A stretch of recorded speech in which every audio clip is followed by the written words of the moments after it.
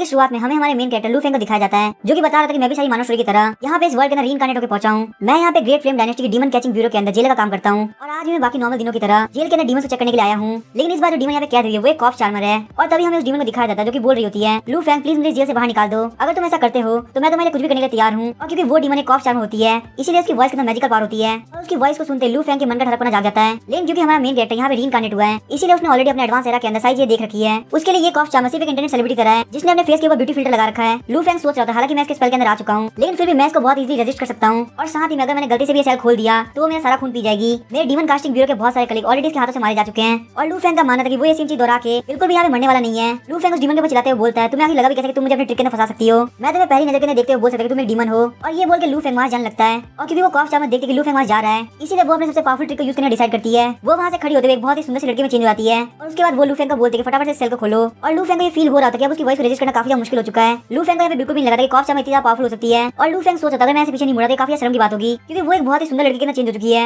और अभी वो ये सब सोच रहा था कि उसे पीछे देखना चाहिए नहीं। उसको एक बहुत ही तेज हंटर की आवाज सुनाई देती है और हम देखते वो जो कॉप चार्मर होती है वो जमीन के ऊपर हंटर को मार रही होती है और लू फेंग से पूछती है मुझे बता कि मैं कैसी लग रही हूँ। ये सब देख के लू फेंग काफी परेशान हो गया होता है, सोच रहा होता है कि आखिर मुझे यहाँ पे क्या करना चाहिए, मैं पीछे देखूं या नहीं। उसे ये बात तो पता है कि वो एक डीमन है इसीलिए उसको बिल्कुल पीछे नहीं देखना चाहिए क्योंकि अगर उसने पीछे की तरफ देख लिया तो उसके ट्रैप के अंदर फंस जाएगा। लेकिन मैं उसके पैर की तरफ देख पा रहा हूँ तो वो देखने के बाद मुझे बिल्कुल भी कंट्रोल नहीं हो रहा और फिर लू फेंग खुद को कन्विंस करने लगता है और बोलता है मुझे लगता है सिर्फ एक बार उसको देखने से कुछ भी बिगड़ने वाला है और वैसे भी डीमन कास्टिंग ब्यूरो है यहाँ पे बहुत से प्रोटेक्टिंग फॉर्मेशन और सील्स लगी हुई है तो मैं जब तक यहाँ पे सेल को ओपन नहीं करूंगा तब तक मैं बिल्कुल सेफ रहूंगा। और वैसे भी बाहर बहुत पावरफुल गार्ड है, अगर मुझे यहाँ पे कुछ होता भी है तो वो मुझे बचा लेंगे। लेकिन जब लू फेंग पीछे की तरफ देखता है तो वो उसकी ब्यूटी को देख के बिल्कुल बावड़ा हो जाता है और वो इस हद तक डीमन की ब्यूटी के कंट्रोल के अंदर आ जाता है कि वो सेल को खोल के उसके अंदर एंटर कर जाता है। और जब कॉप चार्मर देखती है कि लू फेंग अंदर एंटर कर चुका है तो वो अपनी एक्टिंग वहीं पे बंद कर देती है। वो अपना डीमन वाला नेचर वापस दिखाती है, लू फेंग के ऊपर अटैक कर देती है और वो लू फेंग के गर्दन के ऊपर काफी जोर से काटती है। लेकिन लू फेंग के गर्दन में काटते ही उसके दांत लगभग टूटने के कगार पे आते हैं। उसको वहाँ पे ऐसा फील होता है जैसे उसने किसी पत्थर को काटा हो। तभी हम देखते हैं लू फेंग के सामने सिस्टम एक नोटिफिकेशन देता है। वो सिस्टम बताता है कि होस्ट के ऊपर डीमन ने अटैक किया है और ये सिस्टम किसी भी डीमन के अटैक करने में और ज्यादा स्ट्रॉन्ग बनता है और आपके पास जिस डीमन ने अटैक किया उसका नाम है कॉप चार्मर, इसीलिए आपके डिफेंस के अंदर 1 पॉइंट इंक्रीज होता है। और सिस्टम की आवाज सुनकर लू फेंग वापस से होस्ट के अंदर आता है और बोलता है कि आवाज आ कहां से रही है। लेकिन जब वो पीछे की तरफ घूमता है और देखता है कि कॉप चार्मर फ्री हो चुकी है वो बोलता है कि ये डीमन सेल से बाहर निकल चुकी है, मुझे कोई बचाओ नहीं तो ये पक्का मुझे मार देगी। लेकिन जो कॉप चार्मर थी उसने डिसाइड किया कि वो उसको इतनी इजीली नहीं जाने देगी। तभी वो काफी स्पीड से जुंगू के ऊपर जंप करती है, उसकी गर्दन में वापस से बाइट करती है। लेकिन कॉप चार्मर के बाइट करने के बाद लू फेंग को कुछ भी फील नहीं हो रहा होता और तभी उसके पास वापस से सिस्टम का नोटिफिकेशन आता है। लू फेंग को बताया था कि आपके ऊपर वापस से कॉप चार्मर ने अटैक किया है और आपके डिफेंस के अंदर 1 पॉइंट इंक्रीज किया जाता है। और सिस्टम की आवाज सुनकर लू फेंग काफी खुश हो जाता है और बोलता है कि मैंने तो पहले वही सुनी थी, वो कोई इल्यूजन नहीं थी, यहाँ पे सच में एक सिस्टम प्रेजेंट है। और तभी लू फेंग पूछता कि सिस्टम किस तरह से काम करता है। सिस्टम बोलता है जैसे कोई डीमन होस्ट के ऊपर अटैक करेगा तो ये सिस्टम और भी ज्यादा पावरफुल होता जाएगा और इस सिस्टम का काम बिल्कुल क्लियर है, कोई भी डीमन होस्ट को बिल्कुल भी हार्म नहीं बता सकता। यहाँ तक डीमन जब अटैक करेगा तो वो होस्ट को और ज्यादा पावरफुल बनाएगा। और सिस्टम की बात सुनकर लू फेंग काफी खुश हो जाता है, हंसने लगता है। लू फेंग बोलता है सिस्टम की हेल्प से मैं यहाँ पे कहीं भी जा सकता हूँ, मुझे यहाँ पे किसी भी डीमन से डरने की बिल्कुल जरूरत नहीं। लेकिन इससे पहले लू फेंग अपनी खुशी मना पाता वो कॉप चार्मर वापस उसको अटैक करती है। लेकिन इस टाइम लू फेंग बिल्कुल भी पीछे नहीं हटता और उसको काफी ज्यादा थप्पड़ लगाता है और बोलता है तुमने मुझे यहाँ पे काफी डरा दिया, चलो फटाफट से वापस सुंदर सी लड़की के चेंज हो जाओ। और ये बात सुनकर उस कॉप चार्मर डीमन को बिल्कुल समझ में नहीं आता। लेकिन जब उसे ये बात समझ में आती है तो काफी गुस्सा आती है और वो बोलते कि तुम ह्यूमन कहीं क्या, तुम्हारी हिम्मत कैसे मुझे डिसरिस्पेक्ट करने की, अब तुम देखो मैं तुम्हारे यहाँ पे क्या करती हूँ। और तभी हम देखते कॉप चार्मर लू फेंग के ऊपर अटैक करके जमीन में गिराती है। सिस्टम लू फेंग को बताता है कि आपके डिफेंस को 2 पॉइंट इंक्रीज कर दिया गया है और लू फेंग ग्राउंड के ऊपर लेटे लेटे सिस्टम के अलर्ट को चेक कर रहा होता है और बोलता लगता है कॉप चार्मर काफी गुस्सा हो चुकी है और अगर मैं यहाँ पे इसको और ज्यादा प्रोवोक करता हूँ तो मेरा डिफेंस और ज्यादा इंक्रीज हो सकता है। और लू फेंग डिसाइड करता है कि वो यहाँ पे भड़की हुई कॉप चार्मर को और ज्यादा आग लगाएगा। लू फेंग बोलता है क्या हुआ, तुम मुझे यहाँ पे खा नहीं पा रही, लेकिन अगर तुम यहाँ पे मेहनत नहीं करोगे तो तुम भूखी मर जाओगी। और लू फेंग की बातों से कॉप चार्मर काफी गुस्सा हो गई होती है और अपने बरसात मोड के अंदर चली गई होती है। लू फेंग के ऊपर काफी सारे जोधा अटैक करती है लेकिन लू फेंग वहाँ पे शांति से बैठा होता है और उसके कानों के अंदर लगातार सिस्टम के अलर्ट आ रहे होते हैं। सिस्टम से बताता है कि आपका डिफेंस लगातार इंक्रीज हो रहा है और कुछ टाइम बाद लू फेंग वहाँ पे बैठे बैठे काफी थक जाता है, इसलिए वो वहीं पे जमीन के ऊपर लेट जाता है। हम देखते कॉप चार्मर लगातार उसके ऊपर किक मार रही होती है। लू फेंग बोलता है कॉप चार्मर मुझे थोड़ा और जोर से मारो, मैं यहाँ पे पिछले कुछ दिनों से काफी ज्यादा बैठ रहा हूँ इसलिए मेरे कमर के अंदर काफी दर्द हो चुका है, तो मुझे लगता है ये बैक मसाज के लिए बिल्कुल परफेक्ट टाइमिंग है, तो तुम बिल्कुल भी आलस मत दिखाना। और कॉप चार्मर मेरी बात ध्यान रखना, अगर तुमने यहाँ पे अपने सारे एफर्ट नहीं लगाए तो मैं तुमको बाद में हंटर से मारूंगा। और सिस्टम बताता है कि लू फेंग का डिफेंस लगातार इंक्रीज हो रहा है, वहीं जो कॉप चार्मर को डैमेज दे रही है वो काफी कम है, तो इसीलिए डिफेंस के साथ साथ में लू फेंग के स्किल पॉइंट भी काफी इंक्रीज हो रहे हैं। और जब लू फेंग देखते हैं कॉप चार्मर काफी कम डैमेज बचा रही है तो वो उसको एक थप्पड़ मारता है, बोलता है तुम बिल्कुल यूजलेस हो। और उसके बाद लू फेंग वापस लेट जाता है ताकि कॉप चार्मर वापस उसके पैरों को मसाज कर सके। और कॉप चार्मर जो कि डीमन थी उसको आज से पहले कभी भी इतना ह्यूमिलेट नहीं किया गया था, इसलिए कॉप चार्मर काफी गुस्से में आके लू फेंग को पंचेस मारने लगती है। लेकिन वो सारे पंचेस के लिए किसी काम के नहीं आते क्योंकि उससे लू फेंग का डिफेंस काफी इंक्रीज हो जाता है। तभी सिस्टम जुंग को बताता है कि आप अपनी लिमिट पहुंच चुके हैं और आपको यहाँ पे 2 टैलेंट मिलते हैं जिसका नाम है कॉपर स्किन और आयरन बोन। और ये सुनने के बाद लू फेंग बोलता है तुम बिल्कुल भी काम की नहीं रही, चलो फटाफट से वापस एक सुंदर सी लड़की में चेंज हो जाओ, नहीं तो मैं तुम्हारे बिल्कुल भी इजी नहीं आने वाला। और ये बात सुनने के बाद कॉप चार्मर काफी शॉक हो जाती है, लेकिन इससे पहले वो कुछ सोच पाते लू फेंग उसका फेस पकड़ लेता है और बोलता है तुमने अभी तक खुद को चेंज क्यों नहीं किया, क्या तुम्हें यहाँ पे मेरी बातों की बिल्कुल वैल्यू नहीं है और अब क्योंकि तुम मेरी बात बिल्कुल भी नहीं सुन रही हो इसलिए आगे जो भी होगा उसकी जिम्मेदारी मेरी नहीं है। और तभी लू फेंग कॉप चार्मर को जमीन में फेंक देता है और सोचता है कि बारी आ चुकी है नए टैलेंट को चेक करने की जिसका नाम है कॉपर स्किन और आयरन बोन। और तभी लू फेंग कॉप चार्मर को मारना स्टार्ट कर देता है, इसीलिए कॉप चार्मर लू फेंग के पैसे के अंदर वापस उस लड़की के चेंज हो जाती है। लेकिन लू फेंग अभी सेटिस्फाइड नहीं होता, वो बोलता है क्योंकि अब तुम मेरा डिफेंस नहीं बढ़ा सकती इसलिए चलो फटाफट से मेरे डांस करो। और तभी कॉप चार्मर थोड़ी देर के लिए शांत हो जाती है और वहाँ पे डांस करना स्टार्ट कर देती है। बीच बीच में लू फेंग कॉप चार्मर को नए स्टेप सिखा रहा होता है। कुछ घंटे डांस करने के बाद कॉप चार्मर थके हुए गिर जाती है। उसके बाद लू फेंग उस सेल से बाहर निकल जाता है और बोलता है मैंने तुम्हें यहाँ पे डांस को सिखाया वो तुम बिल्कुल भी मत भूलना, चलो फटाफट से इन सारे स्टेप को वापस से प्रैक्टिस करो क्योंकि मैं तुम्हें चेक करने के लिए वापस आऊंगा। और ये सब करने के बाद लू फेंग डिसाइड करता है कि वो इस प्रिजन के बाकी एरिया में भी जाएगा। जो डीमन कास्टिंग प्रिजन है वो 3 लेयर्स में डिवाइडेड है। जो फर्स्ट लेयर है उसके अंदर लो लेवल का डीमन और एविल स्पिरिट है, वहीं जो सेकंड लेयर है उसके अंदर मिड लेवल का डीमन और स्पिरिट है, और वहां पे सिर्फ येलो रैंक के डीमन सॉर्सर को जाने की इजाजत है। और वहीं जो थर्ड लेयर है उसके अंदर हाई लेवल के डीमन और स्पिरिट रहते हैं, और वहां सिर्फ और सिर्फ मिस्टीरियस रैंक या फिर उससे हाई रैंक के लोग जा सकते हैं। डीमन कैचिंग प्रिजन के अंदर जाने के लिए आपको एक टोकन की जरूरत पड़ती है, और यहाँ पे सिर्फ येलो रैंक का डीमन सॉर्सर एक ऑफिशियल बन पाता है। लेकिन लू फेंग जो कि एक नॉर्मल वर्कर है उसको सिर्फ फर्स्ट लेयर के अंदर आने की इजाजत है। लेकिन इससे पहले लू फेंग किसी और सेल को खोल पाता, वहाँ पे गार्ड आके बोलता है कि सिर्फ चेंज होने का टाइम आ चुका है। ये बात सुनकर लू फेंग काफी खुश होता है, वहाँ से भाग जाता है। और वहीं लू फेंग जब कपड़े चेंज कर रहा था तो सिस्टम से पूछता है क्या यहाँ पे मुझे सेल्फ ट्रेनिंग करने से कोई फायदा मिलेगा या फिर सिर्फ डीमन के अटैक में काम आएंगे। लेकिन सिस्टम लू फेंग को सिर्फ 3 डॉट दिखाता है, जिसे देख के लू फेंग को कुछ भी समझ में नहीं आता। लू फेंग वहाँ जाते हुए बोलता है लेकिन दूसरे के ऊपर रिलाई करने से अच्छा कि मैं यहाँ पे खुद के ऊपर रिलाई करूँ। लू फेंग डिसाइड करता है कि सबसे पहले स्क्रिप्चर वर्ल्ड पेविलियन पे जाएगा ताकि वहाँ पे उसको एक अच्छी कल्टीवेशन की टेक्निक मिल सके। और स्क्रिप्चर वर्ल्ड पेविलियन पे आने के बाद वो अपने लिए कुछ बुक को डिसाइड करता है। लेकिन तभी वहाँ पे लू फेंग को आयरन क्लॉथ रोब नाम की टेक्निक मिलती है जो कि बिल्कुल कॉपर स्किन आयरन बोन की तरह मसल को स्ट्रेंथ करने वाली टेक्निक है। और ये जो टेक्निक है वो लू फेंग की बॉडी के साथ बिल्कुल कंपैटिबल है। लू फेंग फटाफट से बुक को चूज कर लेता है और रिसेप्शन के ऊपर आता है। वहाँ पे रजिस्ट्रेशन कराने के बाद वो वहाँ से फटाफट से भाग जाता है क्योंकि वो ट्रेनिंग रूम के अंदर जाके इसके इफेक्ट को चेक करना चाहता था। लेकिन लू फेंग को ट्रेनिंग करते हुए कुछ टाइम हुआ था तभी वो अपनी आंखें खोलता है। उसने बिल्कुल भी एक्सपेक्ट नहीं किया था कि आयरन क्लॉथ रोब के अंदर उसकी कल्टीवेशन इतनी फास्ट बढ़ेगी। और जिस चीज को लोगों को सीखने में 10-10 साल लग जाते हैं उसको लू फेंग ने सिर्फ एक ही दिन में मास्टर कर लिया। और अब आयरन क्लॉथ रोब टेक्निक को मास्टर करने के बाद लू फेंग काफी easily copper skin iron bone को यूज कर पा रहा है। और अपनी कल्टीवेशन कंप्लीट करने के बाद लू फेंग वापस अपनी शिप के अंदर आता है। लू फेंग को देख के उसका कलीग ज़ैंग ज़ैंग काफी शॉक हो गया होता है। वो बोलता है लू फेंग आखिर तुम इतने एक्टिव कैसे हो क्योंकि तुम हमेशा अपनी शिफ्ट पे आधा घंटा लेट आते हो। लू फेंग हंसते हुए बोलता है कि मैंने अपने दिल को चेंज कर लिया है, मैंने आपसे सोचा है कि मैं आपसे हार्ड वर्क करने वाला हूँ, साथ ही मैं उन सारी शिफ्ट को कंप्लीट करूंगा जिसे तुमने मेरे लिए कवर किया है। कल से मैं रोज आधा घंटा पहले तुम्हारे पास आ जाऊंगा। और ये बात सुनकर ज़ैंग ज़ैंग बोलता है क्या तुम सच बोल रहे हो। साथ ही उन्हें सोच रहा था कि लगता है आज ने कोई गलत मेडिसिन खा ली है। लेकिन लू फेंग की ऐसी बातें सुनकर ज़ैंग ज़ैंग काफी खुश हो गया होता है। बोलता है ठीक है बेटा फिर मैं चलता हूँ। ज़ैंग ज़ैंग के जाने के बाद लू फेंग वापस प्रिजन की तरफ मुड़ जाता है। रास्ते में बोलता है कि आज मुझे आगे कौन से डीमन को चुनना चाहिए। अभी लू फेंग एक सेल की तरफ बढ़ता है जिसके आगे बहुत सारे तलिस्मान और चेन लगी होती है। साथ ही उस सेल के अंदर से बहुत ज्यादा अजीब आ रहा होता है। अभी लू फेंग आगे बढ़ते हुए सेल को टच करता है और जैसे ही उसने उस सेल की छोटी सी विंडो खोली होती है उसको अपने सामने एक आंख दिखाई देती है। और उस आंख को देखते ही लू फेंग एक जगह पहुंच जाता है। वहाँ पे हर जगह फ्लावर्स और बर्ड होती है। लू फेंग वहाँ पे खड़ा होकर सन को देखने लगता है। लेकिन तभी अचानक से सन एक बहुत बड़ी आंखें चेंज हो जाती है और तभी अचानक से लू फेंग को काफी अजीब फील होने लगता है। वो एक ऐसी दुनिया के अंदर पहुंच गया था जहाँ पे हर जगह अंधेरा और हड्डियां होती है और उसको हर जगह से वैसी स्केलेटन ने घेर रखा होता है। तभी उसके सामने अचानक से एक 100 मीटर लंबा मॉन्स्टर आता है जो कि जस्ट उसके पास से पाव रखता है। उसके सिर्फ पाव रखने की वजह से लू फेंग काफी दूर जा गिरता है। और जैसे ही वो मॉन्स्टर लू फेंग को पकड़ने वाला होता है सिस्टम लू फेंग को बोलता है आपके ऊपर यहाँ पे एक आईडी ने अटैक किया है जिस वजह से आपके सोल स्ट्रेंथ के अंदर 10 पॉइंट डिक्रीज होते हैं। और ये अलर्ट सुनने के बाद लू फेंग वापस रियलिटी के अंदर आता है। लू फेंग को वहाँ पे समझ में आता है कि वो एक इल्यूजन के अंदर फंसा हुआ था। तभी उस सेल के अंदर से आवाज आती है मेरे सर्वेंट फटाफट से डोर को खोलो। ये आवाज सुनकर लू फेंग काफी शॉक हो गया होता है लेकिन वो कुछ भी रिएक्ट नहीं करता। लेकिन लू फेंग जरूर ये देखना चाहता था कि आखिर अंदर कौन सा डीमन छुपा हुआ है, तो इसलिए वो वहाँ पे उस डीमन को शो करता है कि वो उसके कंट्रोल के अंदर है। और लू फेंग उस डोर को खोल देता है क्योंकि उसे उस आईडीमन को देखना था। और आईडीमन को जब लगता है कि उसका इल्यूजन काम कर चुका है तभी लू फेंग वहाँ पे डोर को बंद कर देता है। ये देख के आईडीमन काफी शॉक हो जाता है और बोलता है मैं अभी तक इस सेल से बाहर नहीं निकला, आगे तूने डोर क्यों बंद कर दिया। तभी लू फेंग आईडीमन को देखने लगता है। अचानक से उसको पकड़ के उसकी आंख को फोड़ देता है। आईडीमन काफी जोर से चिल्लाता है और कोने में जाते हुए बोलता है आखिर तुम इल्यूजन से बाहर कैसे निकले। तभी लू फेंग बोला देखो तुम्हारे ब्लड लगा हुआ है, आओ मैं तुम्हें ठीक कर देता हूँ। ये देख के आईडीमन को कुछ भी समझ में नहीं आ रहा होता क्योंकि उसने अभी अभी वापस से लू फेंग के ऊपर इल्यूजन टेक्निक का यूज किया था। और फिर हमें वापस से लू फेंग को दिखाया जो कि वापस इल्यूजन वर्ल्ड के अंदर एंटर कर गया होता है। और वो आईडीमन वापस एक 100 मीटर का मॉन्स्टर बन गया होता है। आईडीमन अपने थ्रोन के ऊपर बैठ के बोल रहा होता है ह्यूमन फटाफट अपने घुटनों पे आ जाओ। तभी वहाँ पे काफी सारी एनर्जी से बनी हुई आंखें आती है जो कि लू फेंग के ऊपर इतना प्रेशर डालती है कि वो लगभग घुटनों पे हो गया होता है। और लू फेंग जब गिव करने वाला होता है तभी सिस्टम वापस से बोलता है आपके ऊपर यहाँ पे आईडीमन ने अटैक किया इसीलिए आपकी सोल स्ट्रेंथ 10 पॉइंट बढ़ जाती है। और इसी अलर्ट के साथ साथ लू फेंग की सोल स्ट्रेंथ लगातार बढ़ती आती है और सोल स्ट्रेंथ इंक्रीज होते होते अपनी लिमिट पहुंच गई होती है जिस वजह से लू फेंग को एक नया टेक्निक मिलता है जिसका नाम होता है इल्यूजरी विजन। और जैसे लू फेंग को ये नया टेक्निक मिलता है वो इसको ट्राई करना चाहता था। लू फेंग अपना हाथ आईडीमन की तरफ करता है, अचानक से उन दोनों की पोजीशन चेंज हो जाती है। लू फेंग वहाँ पे आईडीमन के थ्रोन के ऊपर बैठ गया होता है। ये सब देख के आईडीमन को कुछ भी समझ में नहीं आ रहा होता। आईडीमन ने कभी भी इमेजिन नहीं किया था कि लू फेंग उसकी टेक्निक को इतनी इजीली खत्म कर देगा।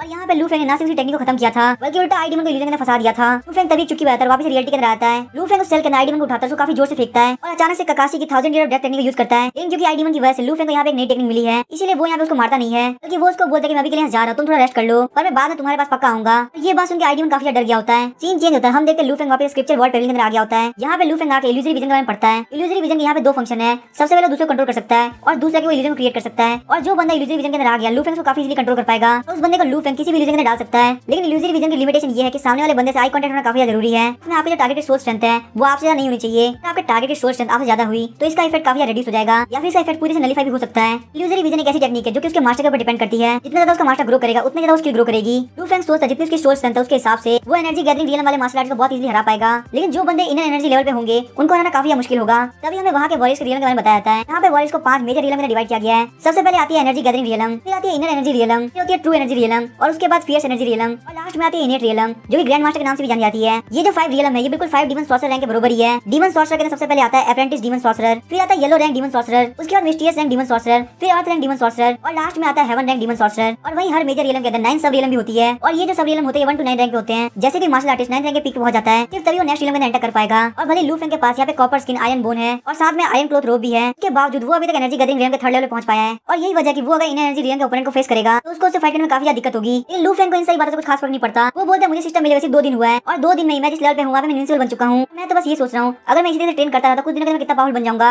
और वहीं अगर मैं डीमन कैचिंग रियलम के तीनों लेयर्स कंप्लीट कर लेता हूँ तो आखिर मैं कितना पावरफुल बन जाऊंगा। तभी लू फेंग वहाँ पे पास के सेल से एक एल्डर की आवाज सुनाई देती है। वो एल्डर लू फेंग को बोलते हैं फटाफट से इस तरफ आओ। लू फेंग की वॉइस में काफी ज्यादा शॉक हो गया होता है, उस सेल की तरफ जाने लगता है। जैसे वो विंडो से अंदर की तरफ देखता है उसको अंदर एक ओल्ड मैन दिखता है। वो ओल्ड मैन बोलता है क्या तुम यहाँ तालिस्मान के लिए आए हो। ये सुनकर लू फेंग सोचने लगता है आखिर ये कौन सा तालिस्मान की बात कर रहा है। लू फेंग देखता है कि वो ओल्ड मैन अपने चेस्ट का एक पार्ट तोड़ता है और लू फेंग को देने लगता है। अचानक से उसकी बॉडी का पार्ट लकड़ी के अंदर चले जाता है और हमें बताया था कि ये लकड़ी तालिस्मान बनाने में काफी काम आती है। लू फेंग को लगता है कि ये ओल्ड मैन उसे गिफ्ट दे रहा है, इसलिए वो विंडो के अंदर से अपना हाथ आगे बढ़ाता है। ये देख के ओल्ड मैन काफी शॉक हो गया होता है, सोचता है कि आखिर गार्ड कितना फियरलेस हो चुका है। उसको पता है अंदर सेल के अंदर डीमन है, फिर उसने अपना हाथ सेल के अंदर डाल दिया। लू फेंग देखता है कि वो ओल्ड मैन से कोई आइटम नहीं दे रहा, तो वो ओल्ड मैन को बोलता है कि आप मुझे गिफ्ट देने वाले थे, तो आखिर आप मुझे कब तक वेट कराने वाले हैं। ये सुन के वो ओल्ड मैन हंसने लगता है। लू फेंग को लकड़ी का टुकड़ा देता है। तो लू फेंग देखता है कि उसके हाथ में एक लकड़ी का टुकड़ा है। तो ये देख के वो काफी शॉक हो गया होता है और सोच रहा होता है कि ओल्ड मैन ने मुझे बोला था कि मुझे तालिस्मान देगा, तो आखिर ये मुझे एक लकड़ी का टुकड़ा क्यों दे रहा है। और जैसे लू फेंग उस लकड़ी के टुकड़े को स्मेल करता है उसे पता चलता है कि इसकी खुशबू बिल्कुल उस मेटल की तरह है जो कि डोर के ऊपर लगे तालिस्मान के लिए यूज किया गया है। उसे वहाँ पे समझ में आया था कि आखिर क्या चल रहा है। लू फेंग बोलता लगता है ओल्ड मैन एक ट्री डीमन है, उस ट्री के अंदर जो भी टुकड़े निकलते हैं वो तालिस्मान बनाने के काम आते हैं। शायद से डीमन कैचिंग ब्यूरो यहाँ से लगातार लकड़ी के टुकड़े लेता है। और वैसे मुझे डीमन कैचिंग ब्यूरो इतना पसंद तो नहीं, लेकिन हाँ उनकी ये बात तो माननी पड़ेगी, उन्होंने यहाँ पे ऐसे डीमन को पकड़ रखा है जो कि काफी काम आ सकते हैं। ये सारे डीमन उनके लिए रिसोर्सेज बनाने का काम करते हैं और क्योंकि ये लकड़ी का पार्ट तालिस्मान बनाने का काम आता है तो मेरा इसको रखना काफी फायदेमंद होगा। लेकिन क्योंकि इस ओल्ड मैन का लू फेंग के ऊपर फेयर हो गया है, इसलिए लू फेंग नहीं चाहता था कि वो इस ओल्ड मैन को अपनी प्रैक्टिस के लिए यूज करे। और लू फेंग डिसाइड करता है कि वो यहाँ किसी को ढूंढेगा। लेकिन तभी उस सेल के अंदर ओल्ड मैन लू फेंग को बुलाता है और बोलता है बच्चे क्या तुम बहुत ज्यादा जल्दी में हो, लेकिन अगर तुम्हें यहाँ पे जल्दी नहीं है तो क्या तुम मुझसे बात करना पसंद करोगे। यहाँ पे डीमन कैचिंग प्रिजन के अंदर पिछले 10 साल से रखा गया है और इन 10 सालों के बीच में मैंने किसी भी ज्यादा बात नहीं करी। मेरी लाइफ बस यहाँ खत्म होने के कगार पे है, तो मैं यहाँ मरने से पहले किससे बात करना चाहता हूँ। ये सुनने के बाद लू फेंग बोलता है तो मुझे बताइए आपको क्या बात करनी है। ओल्ड मैन चेयर के ऊपर बैठ के लू फेंग को अपनी स्टोरी बताने लगता है। ओल्ड मैन बोलता है आज से 100 साल पहले जी कंट्री के अंदर एक स्मॉल माउंटेन विलेज हुआ करता था जिसका नाम था जैंग फैमिली विलेज। उस विलेज के जो लोग थे वो पूरी दुनिया से बिल्कुल अलग रहते थे और उसी विलेज के एक छोटा सा लड़का जिसका नाम था जैंग हैंग, उसने वहाँ पे एक लोकस्ट ट्री को प्लांट किया। ये बोलते हुए वो ओल्ड मैन काफी सैड हो गया होता है। उस ओल्ड मैन का प्लान था वो कैसे भी करके लू फेंग के हाथ से डोर खुलवा दे। जस्ट उसी वक्त हम देखते हैं लू फेंग उस गेट को खोल देता है। लू फेंग को अंदर देखे ओल्ड मैन काफी शॉक हो गया होता है। वो बोलता है आखिर तुम्हें अंदर आए कैसे, क्या तुम्हें बिल्कुल मुझे डर नहीं लगता, मैं एक डीमन हूँ, मैं तुम्हें खा भी सकता हूँ। लू फेंग वहाँ पे झूले पे जाकर बैठ जाता है और बोलता है ओल्ड मैन मैं आपकी बातें सुन के बोल सकता हूँ कि आप एक अच्छे डीमन हो, लेकिन इस गेट के बाहर से आपकी स्टोरी सुनने में इतना मजा नहीं आ रहा था, तो मैंने सोचा क्यों ना मैं आपके साथ अंदर बैठ के स्टोरी सुनूं। चलिए फटाफट से आगे की स्टोरी सुनाइए कि उस लोकस्ट ट्री के साथ क्या हुआ। ये सब सुनने के बाद ओल्ड मैन चुप हो गया होता है, तो नहीं समझ में आ रहा था कि वो क्या बोले, उसको यहाँ पे स्टोरी सुनानी चाहिए या फिर उसके ऊपर डायरेक्टली अटैक कर देना चाहिए। और थोड़ी देर सोचने के बाद ओल्ड मैन बोलता है उस बच्चे ने जो लोकस्ट ट्री लगाया था धीरे धीरे करके बड़ा होता गया और एक डीमन में कन्वर्ट हो गया। उसके बाद उसने जैंग फैमिली विलेज के सारे लोगों को डिवावर कर लिया और जैसे ही उस ओल्ड मैन की स्टोरी खत्म होती है वो वहाँ पे एक्टिंग करना बंद कर देता है, अपने आप को अपनी ट्रू फॉर्म ट्री डीमन के अंदर कन्वर्ट कर देता है। और ये जो ट्री डीमन ये बिल्कुल ग्रुप की तरह दिख रहा है, लेकिन हम देखते हैं लू फेंग बिल्कुल भी इंतजार नहीं करता और ट्री डीमन को काफी ज्यादा पंच मारता है। उसके बाद लू फेंग ट्री डीमन को बोलता है क्या तुम बिल्कुल प्रोफेशनल नहीं हो सकते, तो पहले मुझे अच्छी तरह स्टोरी सुनानी चाहिए उसके बाद अटैक करना चाहिए था। मैं यहाँ पे कितने मन से तुम्हारी स्टोरी सुन रहा था। ये सुनने के बाद उस ट्री डीमन को काफी गुस्सा आ गया होता है। वो लू फेंग के पास जम करते पीछे की तरफ हट जाता है और लू फेंग के ऊपर काफी सारे वाइन से अटैक करता है। वो सारे वाइन लू फेंग को पूरी जकड़ लेते हैं। लू फेंग अपनी बॉडी को बिल्कुल भी नहीं हिला पा रहा होता, तभी हम देखते हैं सिस्टम एक्टिवेट हो जाता है और बोलता है कि आपके ऊपर 100 साल पुराने लोकस्ट ट्री स्प्राइट ने अटैक किया है, इसी वजह से आपके स्ट्रेंथ को 5 पॉइंट बढ़ाया जाता है। और सिस्टम के अलर्ट के साथ लू फेंग को फील होता है कि काफी पावरफुल हो चुका है। लू फेंग हंसते हुए बोलता है मुझे लगता है आपको और एफर्ट लगाना चाहिए क्योंकि मैं इस लेवल की पावर को बहुत इजीली हैंडल कर पा रहा हूँ। ये बात सुनकर ट्री डीमन और ज्यादा भड़क जाता है। ट्री डीमन बहुत सारी और वाइन को समन करता है और उसको पूरी से रैप कर देता है और वो उसको उस हद तक फोर्स करता है कि वो मर जाए। इतना सब कुछ होने की वजह से लू फेंग का सिस्टम वापस से बताता है आपके ऊपर 100 साल पुराने लोकस्ट ट्री स्प्राइट ने अटैक किया है, इसी वजह से आपकी स्ट्रेंथ को 5 पॉइंट बढ़ाया जाता है। इसी तरीके से लगातार सिस्टम के अलर्ट के साथ लू फेंग की पावर बढ़ रही होती है और लास्ट में लू फेंग के पास एक और नोटिफिकेशन आता है। सिस्टम बताता है कि होस्ट ने अपनी स्ट्रेंथ की लिमिट को ब्रेक कर दिया है और इसी वजह से होस्ट को एक नया टैलेंट मिलता है जिसका नाम है strength of 9 bull and 2 tiger. System के इसी अलर्ट के साथ लू फेंग के आसपास की सारी वाइनों के ऊपर क्रैक पड़ने लगता है। थोड़ी देर बाद हम देखते हैं लू फेंग उस सारी वाइन को तोड़ के बाहर निकल गया होता है। उसके बाद लू फेंग उस ट्री डीमन की तरफ आगे बढ़ने लगता है। ट्री डीमन बोल रहा था प्लीज मेरी तरफ आगे मत बढ़ो। लू फेंग बोलता है गलती यहाँ पे तुम्हारी है, अब तुम चाहे यहाँ पे कितना भी चिल्ला लो कोई भी तुम्हें बचाने के लिए नहीं आएगा। तो ओल्ड मैन अब तुम्हें दर्द का एहसास होगा, वो उसके ऊपर अटैक करने के लिए आगे बढ़ता है। इसके बाद हमें दिखाया था कि लोकस्ट ट्री को बहुत बुरी से मार पड़ी है और वो ट्री डीमन अब शांति से लू फेंग को बैक मसाज दे रहा होता है। बैक मसाज के साथ वो लू फेंग को आगे की स्टोरी बता रहा होता है। ट्री डीमन बोलता है मेरा नाम ही लोकस्ट ट्री है और मुझे जहाँ प्लान किया गया था वहाँ वुडन स्पीड वेपन था और स्पीड वेपन की तरफ से मुझे लगातार पावर मिलती रही, यही वजह कि मैं खुद को ट्रांसफॉर्म कर पाया। तभी हमें बताया था कि स्पीड वेपन कैसे वेपन होते हैं, इनके अंदर डिवाइन एसेंस होता है और बहुत ज्यादा पावरफुल होते हैं और इन स्पीड वेपन को 4 पार्ट के अंदर डिवाइड किया गया है। ये हेवन अर्थ मिस्टीरियस और येलो बिल्कुल उसी 4 रैंक की तरह जो कि डीमन सॉर्डर की होती है। ट्री डीमन आगे बताता है कि वो जो स्पीड वेपन था वो एक वुड किंग स्वॉर्ड थी। आज से 100 साल पहले वो एक अपर ग्रेड का अर्थ लेवल स्पीड वेपन था, लेकिन क्योंकि ये स्वॉर्ड डैमेज हो चुकी थी इसीलिए 100 साल तक अपनी स्पीड को खोती रही। 100 साल के अंदर इसका ग्रेड काफी लो हो चुका है। ये अब लोअर ग्रेड की मिस्टीरियस लेवल के स्वॉर्ड है। और ये बात सुनने के बाद लू फेंग काफी इंटरेस्ट लेने लगता है और उस लोकस्ट ट्री डीमन से पूछता है आखिर वो वुड किंग स्वॉर्ड है कहाँ पे। लोकस्ट ट्री डीमन बोलता है जब मुझे डीमन स्वॉर्ड से पकड़ने के लिए आए तो मुझे पता था कि मैं इनसे फाइट करके जीत नहीं सकता, इसीलिए मैंने उस वुड किंग स्वॉर्ड को छुपा दिया और मैंने जिस जगह वुड किंग स्वॉर्ड को छुपाया है उस जगह मेरे सिवा कोई भी नहीं जानता। ये सब घूमी फिरी बातें सुनकर लू फेंग काफी चिढ़ जाता है और बोलता है हमें फालतू की बातें नहीं सुननी, फटाफट से बताओ कि वुड किंग स्वॉर्ड कहाँ पे है। और लू फेंग गुस्से में देख के लोकस्ट ट्री काफी डर गया होता है। लोकस्ट ट्री डीमन बोलता है मैंने वुड किंग स्वॉर्ड को माउंटेन गॉड टेंपल के नीचे छुपा रखा है जो कि जी काउंटी के जैंग फैमिली विलेज गेट के पीछे है। और तभी हम देखते लू फेंग फटाफट से सेल को छोड़ के बाहर निकल जाता है। लेकिन साथ ही वो काफी चिढ़ रहा था क्योंकि लोकस डीमन ने काफी टाइम वेस्ट कर दिया और अब बस मेरी शिफ्ट एंड होने का टाइम आ ही चुका है। मुझे लगता है मैं आज के लिए एक और डीमन के पास जा पाऊंगा। लू फेंग जब देखता है कि वो किसी नए डीमन के पास नहीं जा पाएगा तो वो डिसाइड करता है कि वो कॉफ चमक के पास जाएगा। उसे यहाँ ये देखना था कि उसने नए डांस के पोस्ट सीखे या नहीं। और तभी लू फेंग कॉफ चमक के सेल के सामने आके फटाफट उसके सेल को खोलता है। देखते कि वहाँ पे कॉफ चमक उसको वेट कर रही होती है। वो कॉफ चमक को बोलता है फटाफट सुंदर लड़की ने चेंज हो जाओ। कॉफ चमक की बातों से काफी शर्मा रही होती है लेकिन वो उसकी बात मान के फटाफट से अपने को चेंज कर लेती है। लू फेंग उसको देख के काफी खुश होता है लेकिन उसको लगता है कुछ ना कुछ तो मिसिंग है। तभी लू फेंग फटाफट जाके आईडी को उठा के लेके आता है और बोलता है यहाँ पे एक मस्त सीन क्रिएट करो जिसको देख के एकदम मुझे मजा आ जाए। और वो आईडी वहाँ पे एक इल्यूजरी कैंपस रोमांस ड्रामा बनाता है साथ में एक एम्पर जिसके आसपास में बहुत सारी लड़कियां होती है। लेकिन बस जब लू फेंग मजे कर रहा था तभी उसका इल्यूजन टूट जाता है। लू फेंग इल्यूजन टूटने की वजह से काफी शॉक होता है और बोलता है आईडी में आके तुमने इल्यूजन क्यों तोड़ा। तभी आईडी में डरते हुए एक्सप्लेन करता है बिग ब्रदर आपके शिफ्ट के चेंज का टाइम आ चुका है। लू फेंग उठते हुए बोलता है हाँ तो बात तो बिल्कुल सही कह रहे हो। सच में जो बढ़िया टाइम होता है बहुत जल्दी पास हो जाता है। लू फेंग फटाफट अपने कपड़े को चेंज करके ज़ैंग ज़ैंग के साथ अपनी शिफ्ट को चेंज करता है। और जब लू फेंग देखते हैं ज़ैंग ज़ैंग काफी खुश है तो लू फेंग सोचता लगता है ज़ैंग ज़ैंग के साथ कुछ बढ़िया चीज हुई है। और ज़ैंग ज़ैंग के साथ इंक्वायरी करने में लू फेंग को पता चलता है आज से कुछ दिन पहले मास्टर यंग जो कि मिस्टीरियस रैंक के डीमन सॉर्सरर हैं वो एक टीम को लेकर बोन फॉरेस्ट में गए थे ताकि वो लोग डीमन को हंट कर सके। लेकिन उनकी टीम को पूरी तरह से खत्म कर दिया गया। उनका जो डीमन कैचिंग ब्यूरो के अंदर फिनिश स्ट्रीट काउंटी वो हमेशा भरी रहती थी। लेकिन अब येलो रैंक डीमन सॉर्सरर और मिस्टीरियस रैंक डीमन सॉर्सरर की वैकेंसी खाली हो चुकी है और मैंने सुना कि 4 इनर रैंक अप्रेंटिस को येलो रैंक का डीमन सॉर्सरर बना दिया जाएगा। किसी येलो रैंक के सॉर्सरर को प्रमोट करके मास्टर यंग की जगह दी जाएगी। येलो रैंक डीमन सॉर्सरर के लिए एक और जगह खाली रहती है लेकिन जो इनर एनर्जी रियलम के सारे सॉर्सरर थे उन सभी को प्रमोट कर दिया गया है। तो ट्रेडिशन के हिसाब से आगे कैपेबल पर्सन के लिए एक मार्शल आर्ट कॉम्पिटिशन होगा। ये जो मार्शल आर्ट कॉम्पिटिशन ये 3 दिन के अंदर आएगा। ऑलरेडी बहुत सारे लोगों ने इसके लिए साइन अप करना स्टार्ट कर दिया है। ये सारी बातें सुनकर लू फेंग उसके अंदर इंटरेस्ट दिखाता है और बोलता है क्या ये मार्शल आर्ट कॉम्पिटिशन सिर्फ एनर्जी गैदरिंग रियलम के 9th लेवल के लिए हो रहा है। ज़ैंग ज़ैंग थोड़ी देर सोचता और बोलता है नहीं मेरे हिसाब से कोई भी रेस्ट्रिक्शन नहीं है। बहुत सारे ऐसे लोग जो कि 8th लेवल है वो लोग इसके लिए साइन अप कर रहे हैं। ये बात सुनकर लू फेंग सोच रहा होता है ये तो बहुत अच्छी बात है मेरे अभी भी 3 दिन बाकी है और 3 दिन के अंदर मैं येलो रैंक का डीमन सॉर्सरर बन जाता हूँ तो मुझे यह प्रिविलेज मिलेगी और मैं डीमन कैचिंग प्रिजन के सेकंड लेकर जा पाऊंगा। वहाँ पे जाने के बाद मुझे बहुत सारे डीमंस मिलेंगे। मेरे सिस्टम की हेल्प से मैं वहाँ पे जाकर और ज्यादा स्ट्रॉन्ग बन पाऊंगा। ये मेरी एक बहुत ही रेयर अपॉर्चुनिटी है मैं इसको अपने हाथ से नहीं जाने दूंगा। ज़ैंग ज़ैंग वहाँ जाते हुए बोलता है एनर्जी गैदरिंग रियलम के 9th लेवल से जो भी लोग नीचे हैं पता नहीं आखिर वो यहाँ पे क्यों साइन अप कर रहे हैं क्योंकि अपने से एक लेवल हायर को हराना काफी मुश्किल होता है। मुझे लगता है जो फाइनल विनर होगा वो 9th लेवल वालों से कोई एक होगा और हमारे जैसे लोग के लिए यही काम बढ़िया है कि हम लोग इन चीजों के दिमाग ही ना लगाए। लू फेंग तुम घर पे जा तुम्हारी शिफ्ट कंप्लीट हो चुकी है जाके आराम से रेस्ट करो। लेकिन लू फेंग ज़ैंग ज़ैंग वहाँ पे रोकता और बोलता है मुझे बताओ कि साइन अप हो कहाँ पे रहा है। लू फेंग के मन में ये था कि उसे येलो रैंक का डीमन सॉर्सरर बनना है। हालांकि ये जो सिस्टम ये सिर्फ डीमन के खिलाफ काम करता है इसका मतलब जो मार्शल आर्ट वाले लोग हैं वो इसको मार सकते हैं। इस कॉम्पिटिशन में जीतने के लिए आपको एंड तक खड़ा होना काफी जरूरी है ताकि मेरी लो प्रोफाइल नेचर के साथ जीतना काफी मुश्किल होगा। इन पिछले 2 दिन के अंदर सिस्टम से मैंने जो एबिलिटी गेन करी है उसकी वजह से मैं एनर्जी गैदरिंग रियलम के 9th लेवल को बहुत इजीली हरा सकता हूँ। मुझे जहाँ तक लगता है उनमें से एक एबिलिटी काफी होगी और मेरे पास यहाँ पे 4 एबिलिटी है। एनर्जी गैदरिंग रियलम के अंदर आपकी स्ट्रेंथ की लिमिट 9000 पाउंड है लेकिन यहाँ पे डीमन के साथ फाइट करके मेरी स्ट्रेंथ 25000 पाउंड हो चुकी है तो मुझे भरोसा है कि मैं पक्का यहाँ पे हारने तो नहीं वाला। और तभी हम देखते सीन चेंज होता है। हमें राइटियस एनर्जी हॉल का सीन दिखाया जाता है। वहाँ पे काफी ज्यादा भीड़ होती है और जो भी लोग रजिस्टर करने के लिए आए होते हैं वो अपने एनर्जी गैदरिंग रियलम में 9th लेवल पे होते हैं। लेकिन तभी हम देखते भीड़ के अंदर से एक व्हाइट हेयर वाला बंदा बाहर निकलता है। तभी रजिस्टर करने वाला बंदा बोलता है अप्रेंटिस यीजुआन जो कि 12th स्क्वाड से है उसने यहाँ पे रजिस्टर कर लिया है और ये अपने एनर्जी गैदरिंग रियलम के 7th लेवल पे है। ये बात सुन के वहाँ पे सारे लोग मजाक उड़ाने लगते हैं बोलते हैं लगता है मैंने पक्का गलत सुना है आखिर यहाँ पे 7th लेवल का बंदा रजिस्टर करने के लिए क्यों आएगा।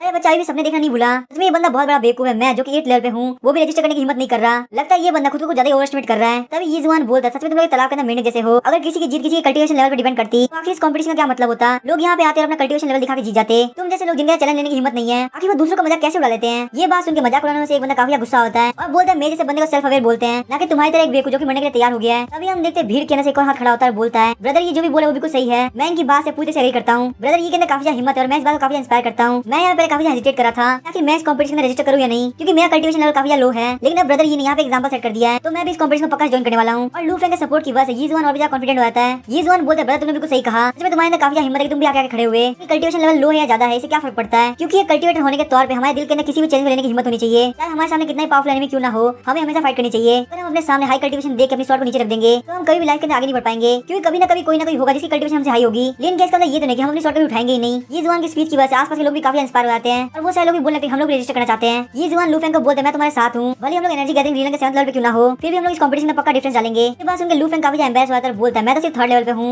लू फेंग की ये बात सुनकर ये जुआन पूरे शॉक में चला जाता है और वहीं पूरा क्राउड भी काफी शॉक हो गया होता है और बोलता है ये अपने 6 लेवल हाई वालों को चैलेंज कर रहा है। अगर तुम्हें यहाँ पे मरना ही है तो मरने के और भी तरीके होते हैं लेकिन अपने आप को इस तरह से बेइज्जती की मौत देना ये बहुत ही ज्यादा बुरा है। लेकिन लू फेंग उन सही वालों से कोई फर्क नहीं पड़ता। वो वहाँ पे जाकर रजिस्टर कर देता है और अपने टोकन को टेबल पर रखते हुए बोलता है मेरा नाम है लू फेंग कल्टीवेशन लेवल है एनर्जी गैदरिंग रियलम के 3rd लेवल पे और मैं यहाँ पे डीमन कैचिंग प्रिजन के अंदर प्रिजन गार्ड का काम करता हूँ। और फिर हम देखते शाम हो गई होती है। लू फेंग घोड़े के ऊपर बैठ के डीमन कैचिंग ब्यूरो से बाहर निकल रहा होता है और सीधे ज़ैंग फैमिली विलेज की तरफ आगे बढ़ रहा होता है क्योंकि उसे पता है कि कंपटीशन के लिए काफी कम दिन बचे हैं। उस कंपटीशन में फाइट करने के लिए उसे अच्छे वेपन की जरूरत पड़ेगी और लोकस टी डीमन के कहने के हिसाब से वुड किंग स्वॉर्ड बिल्कुल परफेक्ट रहेगी। और लोकस टी डीमन के हिसाब से ज़ैंग फैमिली विलेज के अंदर माउंटेन गॉड टेंपल है उसी के जमीन के अंदर वो वुड किंग स्वॉर्ड रखी हुई है। और जैसे लू फेंग वहाँ पे एंटर करता है वो देखता है वहाँ पे एक और लोकस टी स्प्राइट है और लू फेंग सोचता है शायद से कुछ सालों के अंदर वहाँ पे एक और लोकस टी उग चुका है। लेकिन यहाँ पे लू फेंग को उसके बारे में बिल्कुल सोचने की जरूरत नहीं है क्योंकि लू फेंग का मेन गोल है वुड किंग स्वॉर्ड। वो वहाँ पे जमीन खोदने के लिए सारे वेपन लेके आ गया होता है। थोड़ी देर जमीन के अंदर कुछ मीटर खोदने के बाद लू फेंग के टूल से कुछ टकराता है। लू फेंग देखते वहाँ पे एक वुडन बॉक्स पड़ा हुआ है और जैसे ही वो उस वुडन बॉक्स को खोलता है तो उसके अंदर एक वुडन स्वॉर्ड पड़ी होती है। लू फेंग सोचता है ये स्वॉर्ड लकड़ी की बनी हुई है कहीं ऐसा नहीं कि इस स्वॉर्ड को लोकस टी डीमन ने अपने हाथ से बना के रख दी हो। तभी लू फेंग सोचता है चलो इसको एक बार ट्राई करके देखते हैं। वो अपने अपने टूल के ऊपर स्वॉर्ड से अटैक करता है। उसको वहाँ कुछ टूटने की आवाज सुनाई देती है। उसको लगता है कि शायद वो टूल टूटा होगा, लेकिन जब वो स्वॉर्ड की तरफ देखता है तो काफी शॉक हो गया होता है क्योंकि वो जो टूल था उसके ऊपर एक भी स्क्रैच नहीं लगा था, लेकिन लू फेंग की वुडन स्वॉर्ड पूरी तरह टूट चुकी थी। ये सब देखने के बाद लू फेंग लोकस्ट डीमन को गालियां देने लगता है, लेकिन तभी अचानक से कुछ ऐसा था जिसको देख के लू फेंग काफी शॉक हो गया होता है। वो देखता है कि वो वुडन स्वॉर्ड अपने आप ही ठीक हो रही है और वहाँ पे जो बाकी का टूटा हुआ टुकड़ा था वो वापस जमीन के अंदर घुस जाता है।